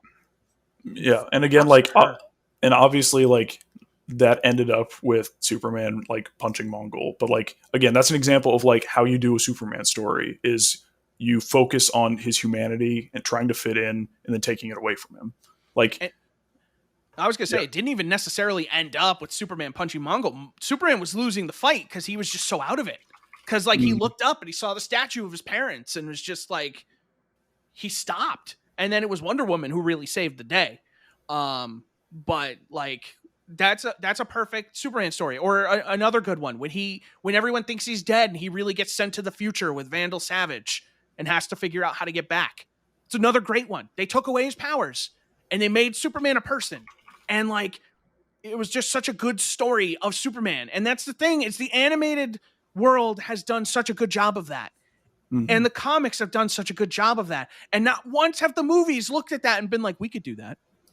Yeah. Yeah. It's a shame. He means that would have been a great Justice League movie. Have everyone think Superman's dead. Excuse me, you know, and go through that and have Superman come back for the climax and just kind of put a stop to things. Yeah. I mean, he means a lot to a lot of people. And the fact that you get a guy like Henry Cavill that when he gets a role, he fights to get a role. Like he was having his casting director call Netflix every day because he wanted to be Geralt, because he had read all the books, he played all the games, he loved the material, and he was the same way for Superman. He loved being Superman. But at this point, he's so like burned by it. There's rumors that he's going to be Captain Britain in the Marvel universe, that he's going to come over and play Captain Britain. And it's like, that would be great. It's just like, it seems like everyone around DC, like obviously you can play armchair quarterback all day. Obviously there's business ramifications. There's money in play, millions and millions of dollars that I don't know how to manage. But like, it seems like a lot of people know what should be done with these characters. And there are examples of what has been done and what has worked that they're blatantly ignoring to what they think fits the Mad Lib superhero movie, where it's the exact same every time. You just plug in a different name and then hit go. And it's a shame. And I think especially with DC, you are brazenly ignoring so many phenomenal stories that, again, the comics and animation teams have just brought to life in such an effective and evocative way. And to have that and to so brazenly ignore it, to tell these bullshit stories. You had the story of The Dark Knight Returns, and then you decided to do some bullshit reimagining of it, of a tried and true story that has already worked and has already successfully been translated into 2 animated films. And you just decide, nah, we're not going to do that. We're just going to do this other really dumb thing and make one of the worst comic book movies ever. Yeah. That is just what is the thing? A failure of, there's like a term for it. I don't know what are you trying to say? I don't know. There's like a kind of a term that I'm trying to think of. It's like a failure to, I don't know. I can't think of the term. I don't know, but it's just a complete failure on their part, like top to bottom. It's just like, it's one of those things of like, how do you mess this up? Yeah. How do you keep managing to mess this up?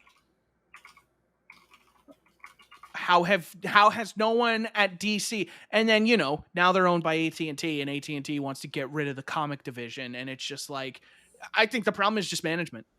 Yeah. At the top, like the management at DC is just the worst.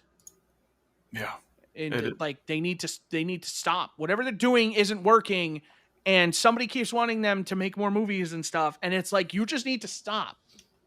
Sell off DC completely. Just at this point, you're not doing anything with it. Again, it's the animation team is the only reason they're still around, because like Harley Quinn is doing really well.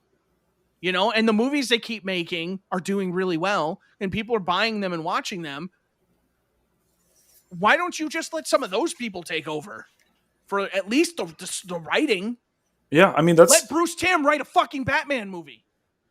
Like, it's literally what happened with The Mandalorian. Dave Filoni, who headed up Star Wars, the Clone Wars animated series, and Star Wars Rebels that people loved, they gave him the reins of being like, along with Jon Favreau, like co-creative directors of like the Star Wars like live action television universe.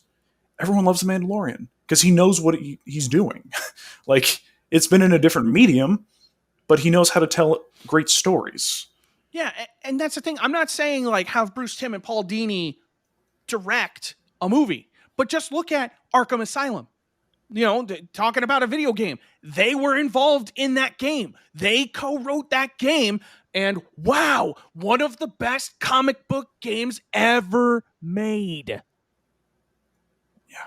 It's insane how easy it is when you just have the people who so thoroughly understand, the character, and you just have them write something else. You don't need them to direct it. They don't need to have experience directing a feature film. But if you have them write it and you give them a director who is willing to consult with them and be like, hey, you can give, you need to be receptive to their ideas, because they have done Batman better than just about anybody, or Frank Miller for that matter, in a case like that. Why wouldn't you bring him in for Batman versus Superman? The guy who wrote the comic you're basing the fucking movie off of. Yeah, I wouldn't bring in Frank Miller anymore. Maybe not Frank Miller, but no. But I mean, I know what you mean. You know what I mean? No, like the concept of that. Like, why wouldn't you bring in the person who knows? Or the same thing. Like, wait, what did Frank Miller do? Did I miss something? In the last few years, he came out with like the Dark Knight Returns like sequel, and it was really, really bad. Oh, okay. Still, though, even if you bring him in on the stuff that we already know was good. Yeah, sure. No, but I'm just saying, like, for that. Yeah. I think I did hear about that. That's a shame. Yeah, I read the first out of, I think it was 3 volumes, and yeah, it was bad. Yeah, but like, why wouldn't you bring those people in, especially when you're basing it and you say you're basing it off of those comics? Why wouldn't you bring that guy in and just be like, hey, what do you think we should do with this? It doesn't need to be 1-to-1, but bring in the people who know the character better than you. Yeah. And just be like, hey, what should we do for this? This is the kind of idea we have. And then either have them tell you, no, that idea is stupid, we have a better one. Or be like, hey, like that Batman and Harley Quinn movie they just did a couple years ago, where they brought back like, the original animation style and stuff like that from the New Adventures of Batman and stuff. That was a really well-received film. Yeah. I mean, even... It turns out the people who made that series worked on it. Yeah. The Harley Quinn animated series that's been out recently. Quinn animated series it's so really good. It's so good. It's really good. Yeah, and I mean, like, we see DC kind of like circling the drain. Like, they got rid of DC Universe, and all their shows are just on HBO Max now. They implemented a new, just separate comic service, like Marvel Unlimited. It's like, it just seems like it feels like they've waved the white flag, and it felt like they were trying to right the ship when they brought over Brian Michael Bendis from Marvel, because he's such a huge name in the industry, but it hasn't done much. And like, I feel like they're just trying to be edgy now. They're like, okay, all right, ready? Like, I think of like that Pro ZD skit where he's like, and then he says, fuck Batman, Yeah. And it's like, that's their whole thing, is like, what if we're edgy? Okay, now they swear. Harley Quinn and Poison Ivy, they curse all the time. And it's just like, yeah, no, it works for that. But like, you can't just make a character edgy by them saying fuck, or else we would be one of the edgiest podcasts. on the internet because I say it a lot. Yeah. But you know, it's like you can't just be like, okay, well, what if we make them edgy and they curse? And it's like that's our character development. It makes sense when Poison Ivy and Harley Quinn curse because that sounds like something they would do. Yeah. You know, when they're just talking shit and they're like, fuck that, you know, whatever. Like that's just a reasonable, they're just people talking. That's the whole point of that show is it's people who happen to be villains just kind of being the, you know, whatever they're doing. That makes sense. That works for that show. But that doesn't mean you just go and do it everywhere. You don't give Batman a potty mouth and just say character development. That's not how that works. Yeah. And like, who knows? Like, we have the Robert Pattinson Batman movie coming up. Which I hear that's going like a complete disaster because Robert Pattinson's not cooperating. And it's just like how far does it have to go before you just cut your losses? Like, I don't know. Well, you have to start losing a ton of money, and then they need to get sold to someone who cares. At this point, fuck it. Sell them to Disney. Sell DC to Disney and just let somebody with talent make it. Because Disney, they're not going to compete with themselves. They're not stupid. And I think the DC universe, eventually you do it, but what you do, I think what they should have been doing this whole time is you make a bunch of standalone movies like, you know, the Dark Knight trilogy and stuff like that. And then you take the lessons from them and then you build a universe. And if Disney were to buy DC, I wouldn't expect them to start making a DC universe right away. I would expect them to wait. And whenever they're done with the Marvel one, then you do the DC and you alternate them. Yeah. Yeah. There's a lot better people who could be handling DC. And unfortunately, they're all at Disney, I guess. Yeah. Working on Marvel. Yeah, so why would you work anywhere else when you could work at Disney, make critically acclaimed feature films, and get paid a ton of money to do it? Where they appreciate your talent with money. There's no better way to have your talent appreciated than with money. This is HalfGen Podcast, a comic book podcast. Yeah, I did not think that's how this episode was going to go when I talked about the Avengers game. We talked about exactly 2 video games now, 3 video games because I mentioned the Spider-Man ones for PS1. You did, yes. See, we talked video games throughout that. We did. And this is what happens. This is what happens when it's just you and me. This always happens. We always go on we go on the best rants though. Yeah, this is the shit that when we were younger, we always said we should record it. Yep. This is literally it. We would do this even if you guys weren't here. This would be happening. Yep. You should hear us talk about Halo. Oh,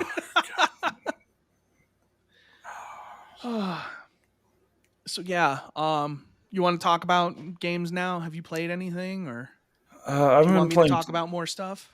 I've been playing too much. I started playing like an idle game. I did too. I started playing Idle Champions, which is like a D&D idle game, and it's fun. It's fine. What I've put way more time into, which I didn't realize how much time I put into it until I looked at my playtime. On the 3DS, Picross 3D 2. I've put 50 hours into that game. I don't know when, but that's always the best amount of time. Like when, but like I love like Sudokus, and it's kind of like Sudoku, but not really. But one thing I did want to show off, sorry, audio listeners, was that one of my last impulse purchases before I've started putting a way more focus on being financially and fiscally I'll describe it as best I can. There's a company called Rose Colored Gaming who makes custom stands for controllers, handhelds, everything, really. And so I bought 3 stands for my handhelds that I have with me, which is the PSP, the Vita, and the new 3DS XL. You can get them in like clear or black or whatever, but each one was like $7.25. Wait, $7.25? Yeah. That doesn't sound unreasonable at all. So it comes like this, and each one is custom. So this is specifically the one for the new Nintendo 3DS XL. But the cool thing about them is that on the base, it's stenciled in with the official like logo. Oh wow, yeah, and that is like the official ass like font and everything. Yeah, like like that is right off the box. Vita. I should get one for my Vita. And then PSP. Yeah, so those are very finely etched. It basically it's like an acrylic, right? Like a clear, or is it glass? No, I it's imagine acrylic. it's acrylic for that price. Yeah. So just these nice kind of acrylic clear stands that seem to be probably laser cut to fit the exact specifications of that handheld. They look very nice. The etching is very clear. That looks like a high quality product. Yeah, and they even make them for like custom consoles. So like there's one, they have one for like special edition consoles, and it'll have like the logo of the special edition console on it, and yeah, it's I almost just talking about like handheld stuff and thinking about that. I almost spent some money the other day. I almost bought one of those modded Game Boy Advance, the original ones. Oh yeah. With the black backlight screen, because that was always the more comfortable GBA. Mm-hmm. But it didn't have the backlight. And then I remembered that the Analog Pocket was coming, and I just really hope I can get one of those because that looks real nice. Mm-hmm. And I just want to play my GBA games, and that has the dock. Mm-hmm. So I'm probably gonna buy the dock too, and then play a bunch of those games. Yeah. I highly recommend everyone check out Rose Colored Gaming. Send me a link. I can put it in the podcast description as an unsponsored unsponsored link, unaffiliate. But you can tell them that HalfGen sent you, and exactly, maybe they'll care. They'll definitely care. They'll definitely care. What is a HalfGen? Yeah, they also offer other stuff, like these veneers that are like these decals you can put over, like you can make your Switch dock look like it's wooden, or you can do it to your PS4 as well, or your Xbox. But like if you click on display at the top, like you can look at like there's console display stands and special edition display stands and game cartridge display stands if you have like just like loose Game Boy Advance cartridges or something. Like it's all super reasonably priced, and they're very popular like on the retro gaming YouTube scene is where I found out about them. But there's a lot of cool stuff there, and if you're into those game stands are kind of dope. I know, right? For like the GBA stuff, Game Boy stuff, that's kind of dope. Yeah, like I said, they have them for controllers, and they have special edition bases for controllers, like the Mario Wiimote is like it has its own special custom stand and everything. It's cool. It's cool. I like how they use the same color as like the plastic from the cartridge. Yeah. So yeah, that's that. So somehow 50 hours into Picross 3D to play the game of 2K the other day, just because it was the NBA trade deadline, and I just wanted to play basketball game. And then other than that, I haven't been doing a ton of gaming recently, to be honest. Been super busy with work, so haven't had as much time. And then obviously Divinity. So that's kind of everything. Divinity continues to go well. We are starting to make a lot of progress. I feel like we are wrapping up a couple of quests. So that's been going well. I have been playing some other things. A couple of them that I feel like might interest you. I want to start. We played It Takes Two, me and Tony. Yep. I think you're really going to like that game. Yeah.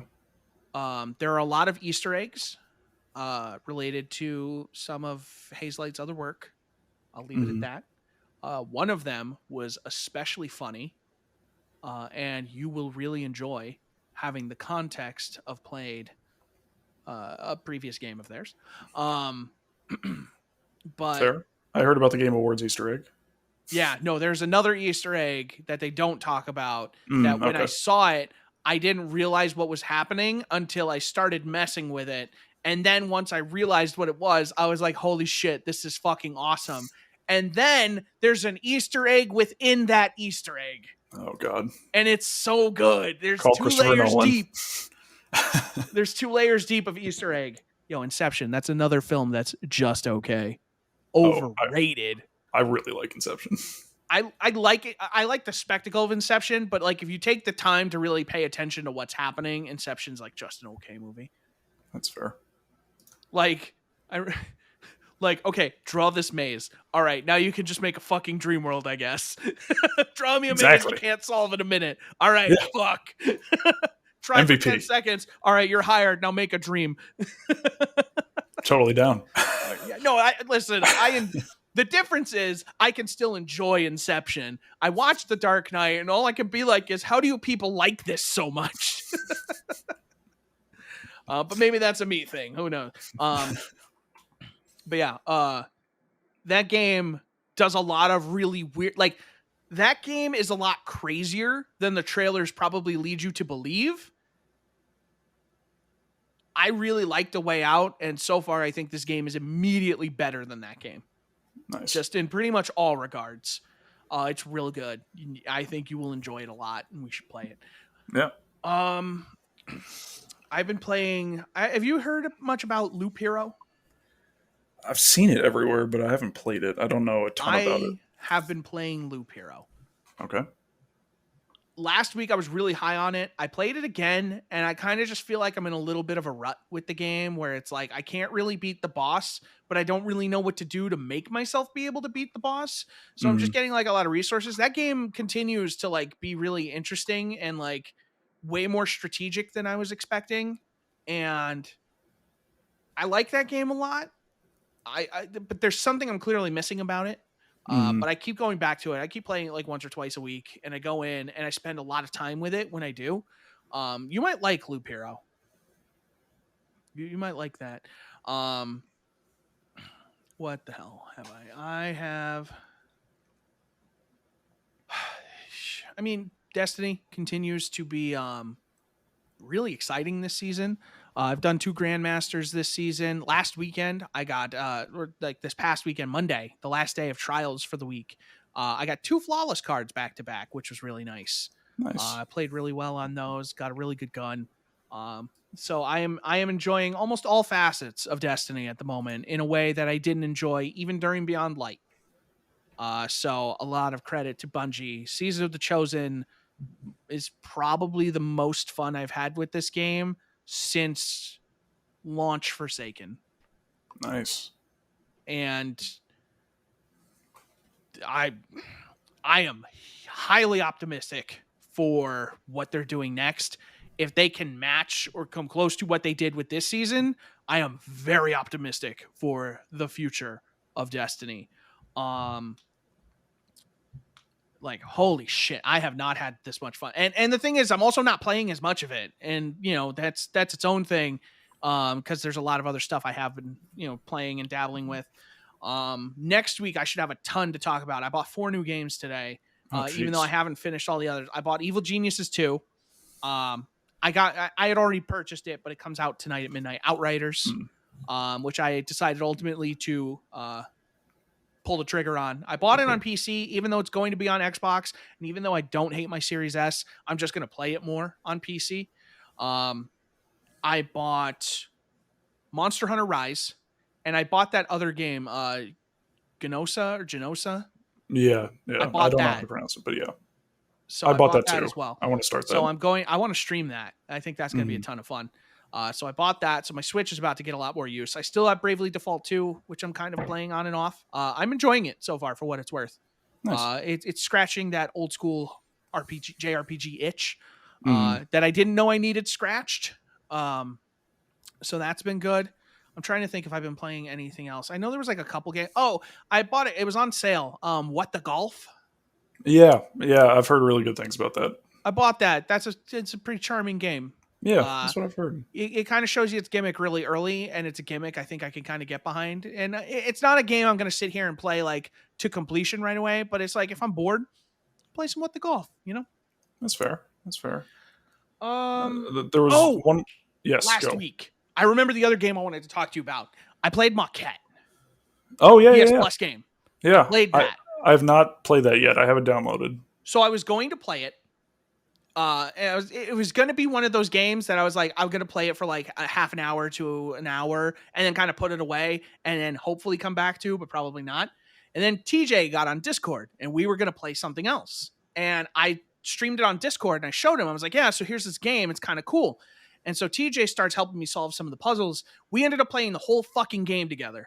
Wow. Beginning to end, we played the whole game. It was like 4 hours we played and we had a ton of fun because we were both like, we're doing stuff. And he's like, what if you do this? I was like, no. I'm going to do this real quick. And he's like, okay. And then you do that. And I'm like, yeah. And then we do this. And then he's like, and then you do this to get that. And I'm like, yes. And so we're doing all this shit. And we figured out all the puzzles. And at one point we got stuck. I did something wrong and we got stuck. And so we had to redo a puzzle. And we just started like speedrunning that whole puzzle because we remembered it. It was so much fun. And we're messing around and we're like, what if we go bigger? And he's like, I don't think we need to do it. I was like, I think we should try. Nice. And then there was one puzzle I got completely stuck on, and he's like, hey, what if you do this? And I'm like, I don't know how that. Oh, I'm like, you're right. And so we played the whole game together, and it was a ton of fun. Nice. Just figuring everything out. And like that game, I got to tell you, like some of the puzzles are a little obtuse. It's a little like you have to like really look for some of the things because it's not obvious. And like one of the puzzles I got stuck on is I was halfway there and like I kept thinking I had to like climb something and he was like, no, turn it sideways and do this. And I looked at it. I'm like, oh my God, that's so smart, but so stupid. Like what I would have never figured that out. I would have had to look it up, but he saw it. And so, grain of salt, I played that with somebody else. I never would have finished that game as quickly as I did because I never would have figured that out on my own. But it's really cool, just a really cool perspective game. Like basically there's like this model in the middle and like everything you do in the world is reflected in this model. But the cool thing is like, just an early example. This is in like the first level. So like, I'm not trying to give you spoilers, but there's this, you have to make a bridge out of something. And I kept thinking I had to make it out of this cube. And then I found this key.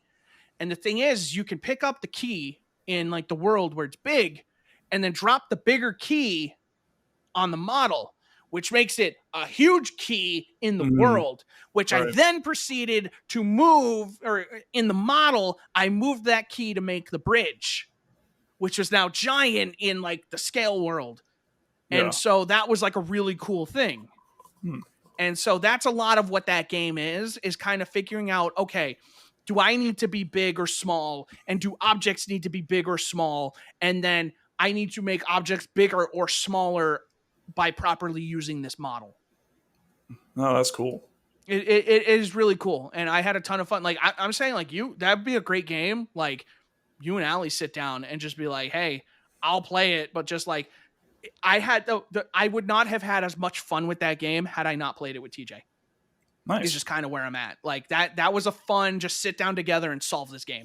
And neither of us knew what we wanted to play. So like, I was like, do you just want to play this? And he's like, yeah, I'm down. And so we just went through the whole game and it's got a lot of really good voice acting. It tells an interesting story and it does a lot of really cool things. It's not like amazing. It's not like the indie game of the year or anything, but like it was a damn good time. Specifically the way I played it. Nice. But that was one of the things I wanted to talk to you about last week. That was a really fun game, and I think you will enjoy it. Awesome. I did play one more game that I forgot to talk about, not for a super long time, but the physical release for Hades on Switch came out. So in honor of that, I did a few runs. And guess what? That game is still really good. Yeah. That game is still fantastic. One of the best games of 2020. Yeah. I won my first run, lost my second run. I was just like, man, and I'm still getting like new story stuff. And it's like, this is absolutely insane. So yeah, that's the other thing I've been playing. But other than that, that's pretty much it. I do want to play Avengers with you at some point. If you do, I'm down. If you do want to dabble in the multiplayer, that's why I've been playing it. Yeah.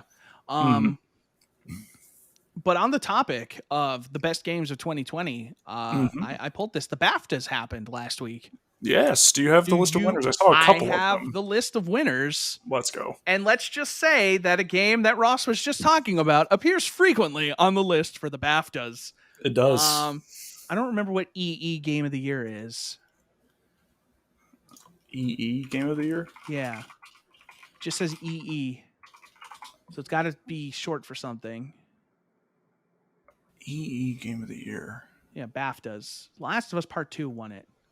BAFTA Games Awards something partners with probably? EE, the UK's #1 network for gaming. It's a gaming network. Okay, The Last of Us Part 2 won EE Game of the Year. Cool. Deserved. Technical achievement. Winner? Do you want to go through the nominations or do you just want to hear the winner? Let's hear the winner. That's fine. Dreams. I feel well deserved. Yeah, absolutely. I have another story. I'm going to pull that one next for Dreams. There's a story on Dreams that I think is really interesting. Performer in a supporting role. The winner was an emotional Logan Cunningham for his role as Hades and others. He was very emotional. Well deserved. Performer in a leading role. Laura Bailey as Abby. Let's go. Yeah. Also, I just want to give a shout out to my boy here. Cody Christian as Cloud was a nominee. Let's fucking go. Nice. One of the best depictions of Cloud, I think, ever, because he was not just overly dramatic the whole time. He was exactly what I wanted Cloud to be in that game, which was just Cloud. He didn't need to be emo. He didn't need to be anything. He just was Cloud, and I love him for it. He has one of my favorite lines in any video game in 2020. And also Jeremy Lay is female V, which makes me more likely to play female V in this game because I just saw her, and she is a very prominent anime voice actress. So I am all about that. Fair. Yeah. So, but yeah, Jin Sakai's voice actor. I'm still not gonna Daisuke. Yeah, I don't know how to pronounce it. Suji. Daisuke Suji. Yeah. Is that how you would say that? Oh, I got it. And Naji Jeter. I'm just like, I don't want to call out everything for every role, but like that was a strong Ashley Johnson, Jeremy Lay, Cody Christian, Daisuke Suji, and Naji Jeter, which I think is a pretty strong list. It was a strong year for performances for sure. Yeah. I mean, the industry is just getting so much better at it. Yep. Original property, Kentucky Route Zero TV edition, won that. Narrative, Hades. Not what I would have picked, but fair enough. Yeah. To be fair, I don't think their list was very good. Assassin's Creed Valhalla, Cyberpunk 2077, Ghost of Tsushima, Kentucky Route Zero, and Marvel Spider-Man Miles Morales. It's not the list I would have had, and if you made me pick from them, then I agree Hades. But I think they left a lot on the table. I'm just saying, HalfGen had a better list. Wait, read the nominees one more time for that. Assassin's Creed Valhalla, Cyberpunk 2077, Ghost of Tsushima, Hades, Kentucky Route Zero, and Marvel Spider-Man Miles Morales. Out of those, I can see how you would get to Hades. Interesting list. Music. Another interesting one for the winner. All right, hold on. Here are the nominees. Ghost of Tsushima, Hades, Last of Us Part 2, Marvel Spider-Man Miles Morales, Ori and the Will of the Wisps, and Sackboy: A Big Adventure. Who do you think wins? Ghost of Tsushima would be up there. I could see Miles Morales winning. Miles Morales did win. I really like that soundtrack. Yeah, I'm a little surprised. I really thought I would vote The Last of Us over Miles Morales. Miles Morales is a good soundtrack, but like I don't know. Ori might also win. I don't know, but yeah, Miles Morales won. Multiplayer, Animal Crossing, New Horizons, Deep Rock Galactic, Fall Guys, Ghost of Tsushima, which got a nod. Fair credit where credit is due. Got a nod. Sackboy: A Big Adventure, and Valorant. HalfGen's multiplayer game of the year. Game Beyond Entertainment. which I believe is a category. When you hear the winner, will all make sense. Animal Crossing: New Horizons. Sure. Makes perfect sense. Yeah, makes sense. Game design: Hades is our winner. Yep. Family game: Sackboy: A Big Adventure. So yeah, there you go. Yeah. Evolving game: Sea of Thieves. On a list that I would not have voted for Beyond Light because I didn't in our game of the year. Dreams, Fall Guys, Fortnite, and No Man's Sky. I feel like No Man's Sky maybe should have taken that out of those nominees. Probably, yeah. Best debut game: Carrion. Oh, the reverse Metroidvania. Yes. It's looked super cool. Yeah, it's on Game Pass. I have it there. I haven't played it yet, but I really want to. Best British game: For the Queen. The nominees, for those who want to know who is the Queen's game developers. So sorry to any UK listeners. F1, Fall Guys, The Last Campfire, Roki, and the winner, Sackboy: A Big Adventure. Yep. Audio achievement: Ghost of Tsushima. Well deserved. Yeah. Artistic achievement: Hades. Well deserved. Yeah. Animation: The Last of Us Part 2. Very well deserved. I don't think there's a better... I could list the nominees, but it wouldn't matter because the right game won. Best game: the nominees: Animal Crossing: New Horizons, Ghost of Tsushima, Half-Life Alyx, Hades, The Last of Us Part 2, and Marvel Spider-Man Miles Morales. Who do you think won? I already know who won. Okay, Hades won. Yeah, Hades won. Fair enough. The BAFTAs, ladies and gentlemen. Yeah, what was that website that I had you submit our game of the year to? Oh, game of the year something. What was that? I could go to my inbox. Because I'm curious, because I feel like Hades has won a lot of Game of the Year awards at this point. Hold on, give me a second. Game of the Let me go to send. I don't send to Game of the Year tracker. Game of the Year tracker. GOTY tracker. GOTY tracker.com. Nope. Just hold on. Yeah, I got it.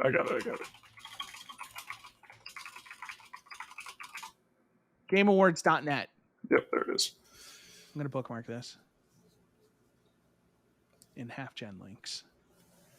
I have a whole folder for HalfGen links because I'm going to make sure we get on there. Yeah, Hades was number 2 for the year. Ghost of Tsushima climbed quite a bit. It did. Yeah. Don't worry, we're on there with Final Fantasy VII Remake. Well deserved. Yes. Yeah. I'm actually just seeing real quick. Played through all those top 3 games, and all 3 of those games are phenomenal. Did a lot of people submit after us? Because we were towards the bottom. If you just Control F, yeah, a lot of people submitted after us. It looks like, or they moved us up. One of the two. Yeah, there we are. HalfGen US Final Fantasy VII Remake. I never followed up with Giant Bomb. They did pick 80s for Game of the Year. That makes sense. They did, yeah. Which actually surprised me because I felt like there were a lot of people who felt a very certain way. I listened to a lot of their Game of the Year stuff, and I feel like they really just kind of, in a lot of their stuff, I feel like they just kind of catered to whoever was just the most vocal about it. Yeah, I can't listen to their Game of the Year stuff really anymore. It's not as fun as it used to be. Yeah. For me personally. I wanted to pull. Here we go. Media Molecule. They are doubling down on Dreams. Interesting. Apparently, there was a quote in here I wanted to. Yeah, they're working on like the front page to get a lot of stuff like, so they're trying to surface the best stuff. There's a quote in here I want to see. Here we go. When asked, kind of talking about the future of Dreams and wanting to get those games onto other devices and beyond. It's complicated, and we have to do it in the right way, and we have to do it in a way that works with Sony because we're a big organization. So I think for ages, we've been saying this to the community. We're working on it. We're still at it at this point. But there's another. That wasn't the exact quote I wanted. Where is this quote? Because they talked about kind of the relationship with Sony and Dreams. Yeah, it's interesting because I've just been hearing constantly how the community in Dreams is just like dwindling. So I'm happy to see that they're going for it. But time will tell, I guess. I can't find the quote now. I'm just looking at the Game of the Year awards tracker. They have some stats: top 10 most awarded titles, top 10 most awarded titles from media outlets, number of games per year with at least one award. That's an interesting one. Yeah, well, regardless, I guess I can't find the quote. Maybe it wasn't a direct quote, but apparently Sony is kind of supporting Media Molecule in their continued development of Dreams. So it sounds like Sony and Media Molecule both have bigger plans for Dreams than just what it is right now. Mm-hmm. Because, yeah, like, I guess it wasn't a quote, or maybe it was a quote like within a paragraph or something, but Media Molecule has been praising Sony, saying that like they are really committed to what they're doing.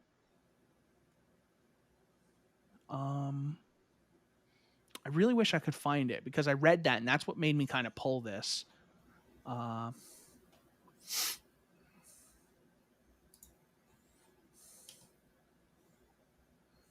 Yeah, so this was one of the things they told Game Industry Biz, that the studio intends to allow content or creators to publish their games outside of the Sony ecosystem and to other devices and beyond, which led to that quote that I read. Even with exploring, Media Molecule plans to bring more to Dreams. Right now, we've been focused on players and communication, but as we're starting to plan what's next, what the next few months look like, it's bringing more of the customization of the playlists and really connecting players with the content they want to see. We already noticed that after investing in curation, that some of our players started engaging more. It was a really good sign, and I think it was a step in the right direction. But like I said, it's a journey. So sounds like Sony is going to continue to support the game, and Media Molecule is going to continue to develop it. Nice. I think that's really big for both parties, because Dreams, I think, was always one of those weird like head scratcher games for Sony of like, how do you sell 10 million copies of Dreams, Right. in a world where all of their games are like, AAA Game of the Year, top rated games, or they're trying to be. How do you market Dreams? And everybody was like, I don't think even Sony knows. But it sounds like Sony kind of just, maybe not doesn't care, but maybe Sony is seeing the bigger picture of Dreams. And, maybe Dreams becomes an engine for games. Maybe Dreams is the next Unity. Maybe Sony puts that out there and is like, hey, maybe Sony does a publishing thing. Like, hey, we'll publish your game. Shit. You make a good game. Let's talk.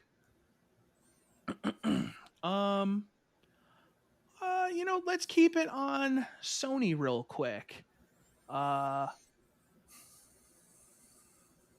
So Sony has confirmed that support for the stores on PlayStation 3, PSP, and Vita will be closing. This will happen. So July 2nd, I think, will be the PSP and PS3. The Vita will go until August 27th. Now, things that they wanted to emphasize: you will still be able to re-download and play previously purchased game titles. You will still be able to access previously purchased video and media. You will still be able to redeem game and PlayStation Plus vouchers, and you will still be able to re-download and play claimed game titles through PlayStation Plus as long as you remain a member of the service. What you will lose access to, you will no longer be able to purchase PS3, PS Vita, and PSP digital content. You will no longer be able to make in-game purchases through games on those platforms. You will no longer be able to redeem PSN Wallet Fund vouchers on those devices. And your PSN Wallet will only be redeemable on PS4 and PS5. So Basically, you just won't be able to buy digital games on those platforms anymore, but they will still work. They will still connect as necessary. And games that support cross-play or cross-buy will still allow you to get those versions of that game on that platform. So like if you buy Helldivers for PS4 and you wanted to play on your PS3 for some reason, you'll still be able to access Helldivers if you just purchase it, if you purchase it next year. You'll still be able to get the cross-buy version for PS3 or PS Vita. Oh, okay. That's so nice. It's not as bad as people thought it was going to be, but it is still kind of like, what the fuck? I hope the only reason that they would do this is because in the past they have talked about how having the PS3 architecture for online and having to continue to support that has hindered progress on the PlayStation Network.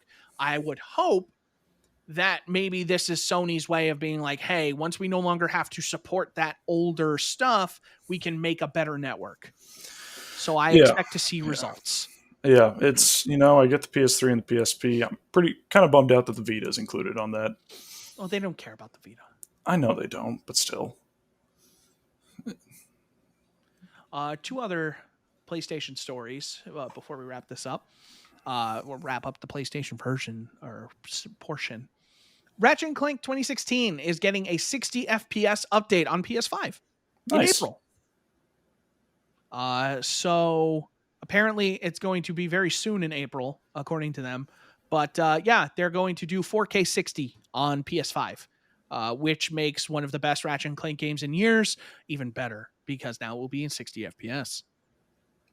Nice. I'm excited to play that finally. You should. Oh my God. Yeah. And remember, it's free until you hear this podcast. It's free on PSN. So go get it, Ross. I can't remember if I did or not. I'm going to check. I hope you did.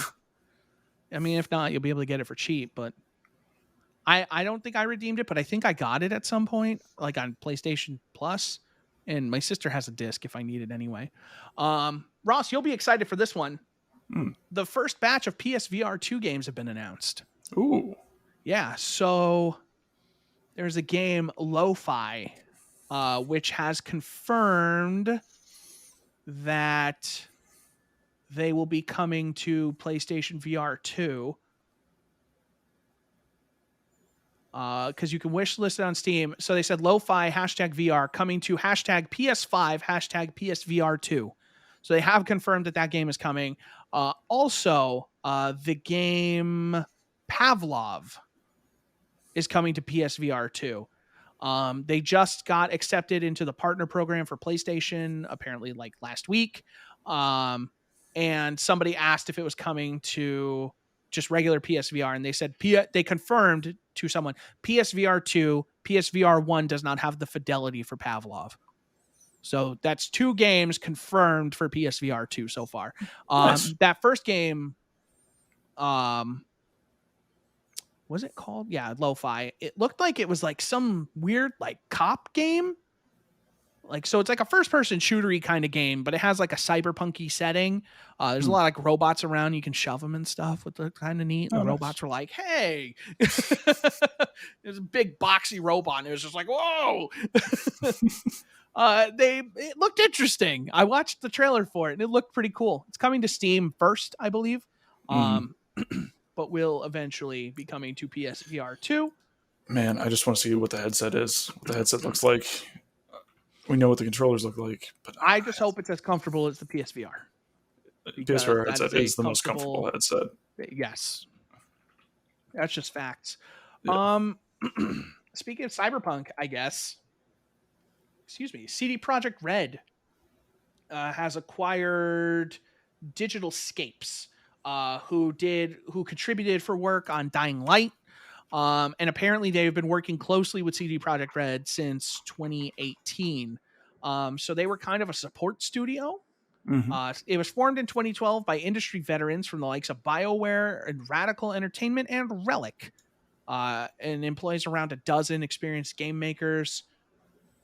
So they worked with Techland on the Be the Zombie Invasion mode before signing a long-term partnership with CD Projekt Red in 2018. And just so you know, I'm getting this from Video Games Chronicle is where I'm reading all this from. Just because I'm reading a lot of their shit word for word here. I want to make sure they get credit. And so they said, this is the quote, for 3 years, we've been working closely together and we trust them completely. Digital Escapes have put a great deal of work during the making of Cyberpunk 2077, assisting with development of the game and optimizing various features. In addition to contributing to our projects, the new team will help us perfect our technologies and broaden our competencies in this respect. So I think they're basically just using them as like a Vancouver-based development house. So I don't know if there's still going to be support or if they're going to beef them up. Yeah, I don't see how adding them enables them to successfully work on 2 AAA games at the same time. Yeah, especially if they've been helping since 2018. Apparently. Yeah. But CD Projekt Red did also say that their future games will have a much shorter marketing campaign, and they will announce the games and show them closer to when they'll actually be complete. Novel concept. Maybe they'll also show them in a way that reflects how they'll perform on the various platforms. Yeah. Mistwalker makes some great games. They do. You know what they don't want to do, though? Remaster them. So in an interview with Video Game Chronicle, speak of the devils, Hironobu Sakaguchi, I think I said that right. Did I say that right? Yes. Hell yeah. Founder of Mistwalker and creator of Final Fantasy game, very near and dear to my heart, said he is not interested in remastering any of Mistwalker's earlier titles like Blue Dragon, The Last Story, or Lost Odyssey. For those who don't. So here's the quote. To be perfectly honest, there aren't any plans for any remakes at the moment. I would personally find myself more attracted to the idea of coming up with another original story or world building or building something new. This is hugely disappointing because Lost Odyssey got the lost part right, and it got lost in the crowded sea of shooters on the 360 and is one of the best JRPGs you'll probably ever play. It had emotional stories within a story. It told a great story. Ross is making a mistake every time he doesn't finish that game. It's true. Lost Odyssey is probably like one of my top 5 JRPGs of all time. Easily. On a list that includes 2 versions of Final Fantasy VII, Lost Odyssey is still there. Yeah. That game is just fucking phenomenal. And is part of a reason why I bought a new Xbox, because I plan to play it. Just give it to another studio. Let them remaster it. Let somebody else do it, because like you could appeal to a whole audience of people who clearly want these games, as evidenced by Bravely Default 2. You know, There are people who want these games. Persona, JRPGs in the classic JRPG style are more popular now than they've been anytime in the last decade. Yeah, Uranium in chat. I hear Blue Point is good at remasters. Yeah, right. They're pretty good. Yeah, and it's like, I would like The Last Story. I would love to not play that with motion controls. That was part of the 3 games that came over. Have to play anything on the Wii. Yeah, that was one of the 3 games that came over as part of Operation Rainfall that brought over Xenoblade Chronicles. That game is like very different. Xenoblade Chronicles, another perfect example of JRPGs. That got a remaster. It was really good. Yeah, that got remastered twice. Lost Odyssey is too good to let be obscure. It's not fair to the game. It's not fair to the players who already love it. And it's not fair to the players who would love it. I was just looking at it. It hasn't moved from 79. It felt exceedingly warm in here. I thought maybe it went up. But yeah, like Lost Odyssey should be remastered. And it would do. I would put money. I would put my money where my mouth is. I guarantee it would be more successful now than it was when it originally released. I would say that with confidence. JRPG released exclusively on the Xbox 360. Yeah, I would say so. It would be Phil more Spencer. successful today. Phil Spencer, I beseech you, make it work. Just do it. It's worth it. It's worth it. Do you care about this year's Call of Duty and the fact that it's going back to World War II? Absolutely not. Cool. That's a mistake. Sending it back to World War II. You want to talk about a company that does want to remaster stuff? The Yakuza series producer, Daisuke Sato? Sato? S-A-T-O? Probably Daisuke Sato. Yeah. Daisuke. It's the same as the Ghost of Tsushima. Yeah. I know. I always say Daisuke. Yeah. Because I always pronounce the U. Mm-hmm. Daisuke. How'd you say Sato? Sato? Sato. Saito? Sato? I'm still Daisuke Sato. Can I help you? Okay. Continue. Says he would like to remaster their 2012 shooter Binary Domain, which I am all for as a fan of Binary Domain. Yeah. I didn't play the Yakuza games, but they dubbed Binary Domain, so I played the shit out of that game. That's a good game. He went as far as to say, personally, I'd really like to. If possible, I'd like to make a few changes that I didn't quite get to back then and maybe redo some parts too. I am all for a Binary Domain, like director's cut, definitive edition, whatever you want to call it, bring it. Yeah. He also reiterated his desire, thanks to the success of Ghost of Tsushima, to bring the Japan-only Yakuza spin-offs, the Kenzan and Ishin games, to the West.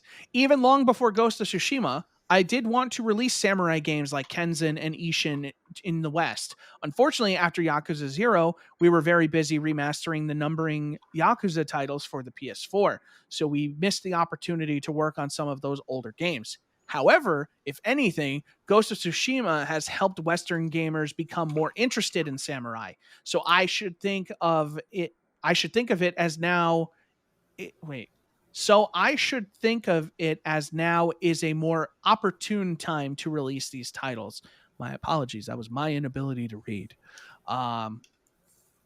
So they would like to bring those games.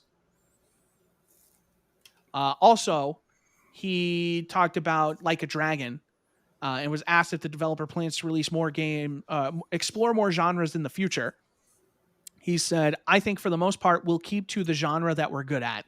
However, that doesn't mean that we'll only make action adventure games, and we'll make decisions based on what genre best fits the game we're developing.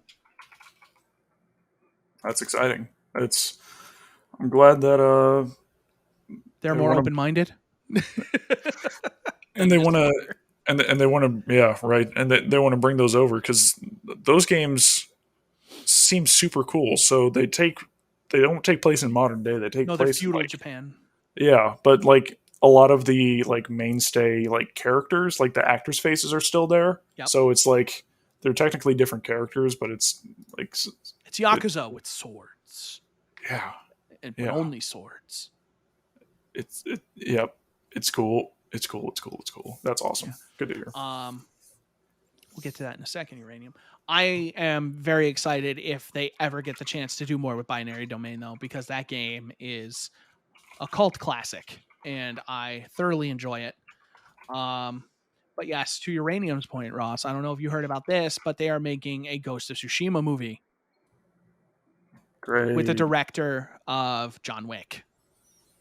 That's cool, but I don't know if we need it, but sure, I guess. It sold 6.5 million copies. You goddamn better believe they're going to do it. Yep. The game inspired by samurai movies is now going to become a samurai movie. Yep. Just like I'm super excited for the Uncharted movie to come out.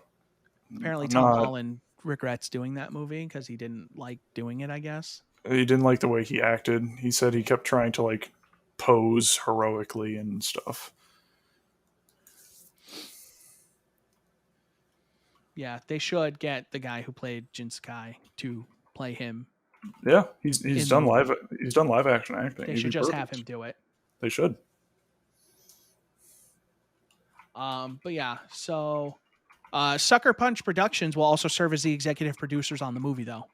That's cool. And yes, they did also mention in that article, like I said, the game sold 6.5 million copies since launch, which is an update from the 5 million copies we got in November. So the game continues to sell very well. It's good to hear. It's a great game.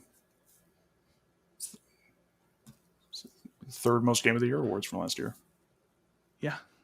Turns out, you make a really good game and people will buy it. Especially apparently if Sony makes it. This is the opposite problem they had with the PS3. They made a ton of really good games. They made too many good games. Nobody bought them. Now they're making less and everybody's buying them. Quality over Turns quantity. out, yeah. But there's the thing, for a while they were doing both.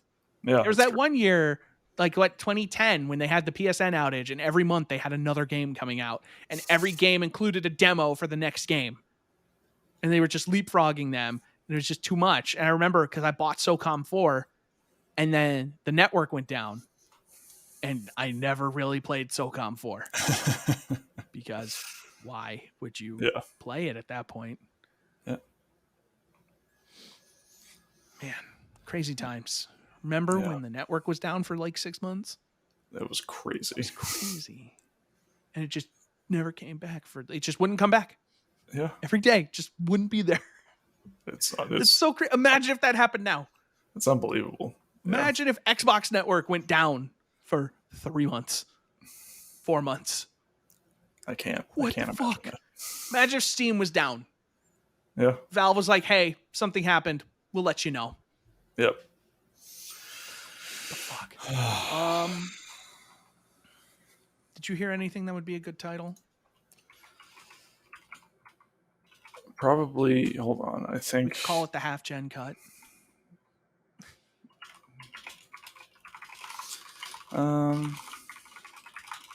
Probably this for the title. Sounds like that would work out pretty Where well. Did you type it? In Zencaster. Just makes sense. I feel like it's a pretty good title for this one. Hold on, I have to move me to see it.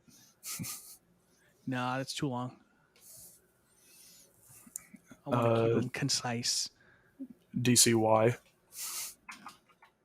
HalfGen Cinematic Universe is a pretty good title. There you go. All right. Yep. We're going with that. Yep. I'm cool with that. Dope. Cool. Courtesy of Uranium, we have our title. Thank you, Uranium. Anything else you wanted to touch on, Ross? No, I think we covered pretty much everything. I think they did finally announce that The Witcher 3 was getting a next-gen update in August, I think. Well, yeah, they confirmed the time window. They confirmed the time window. That's what it was. So that's...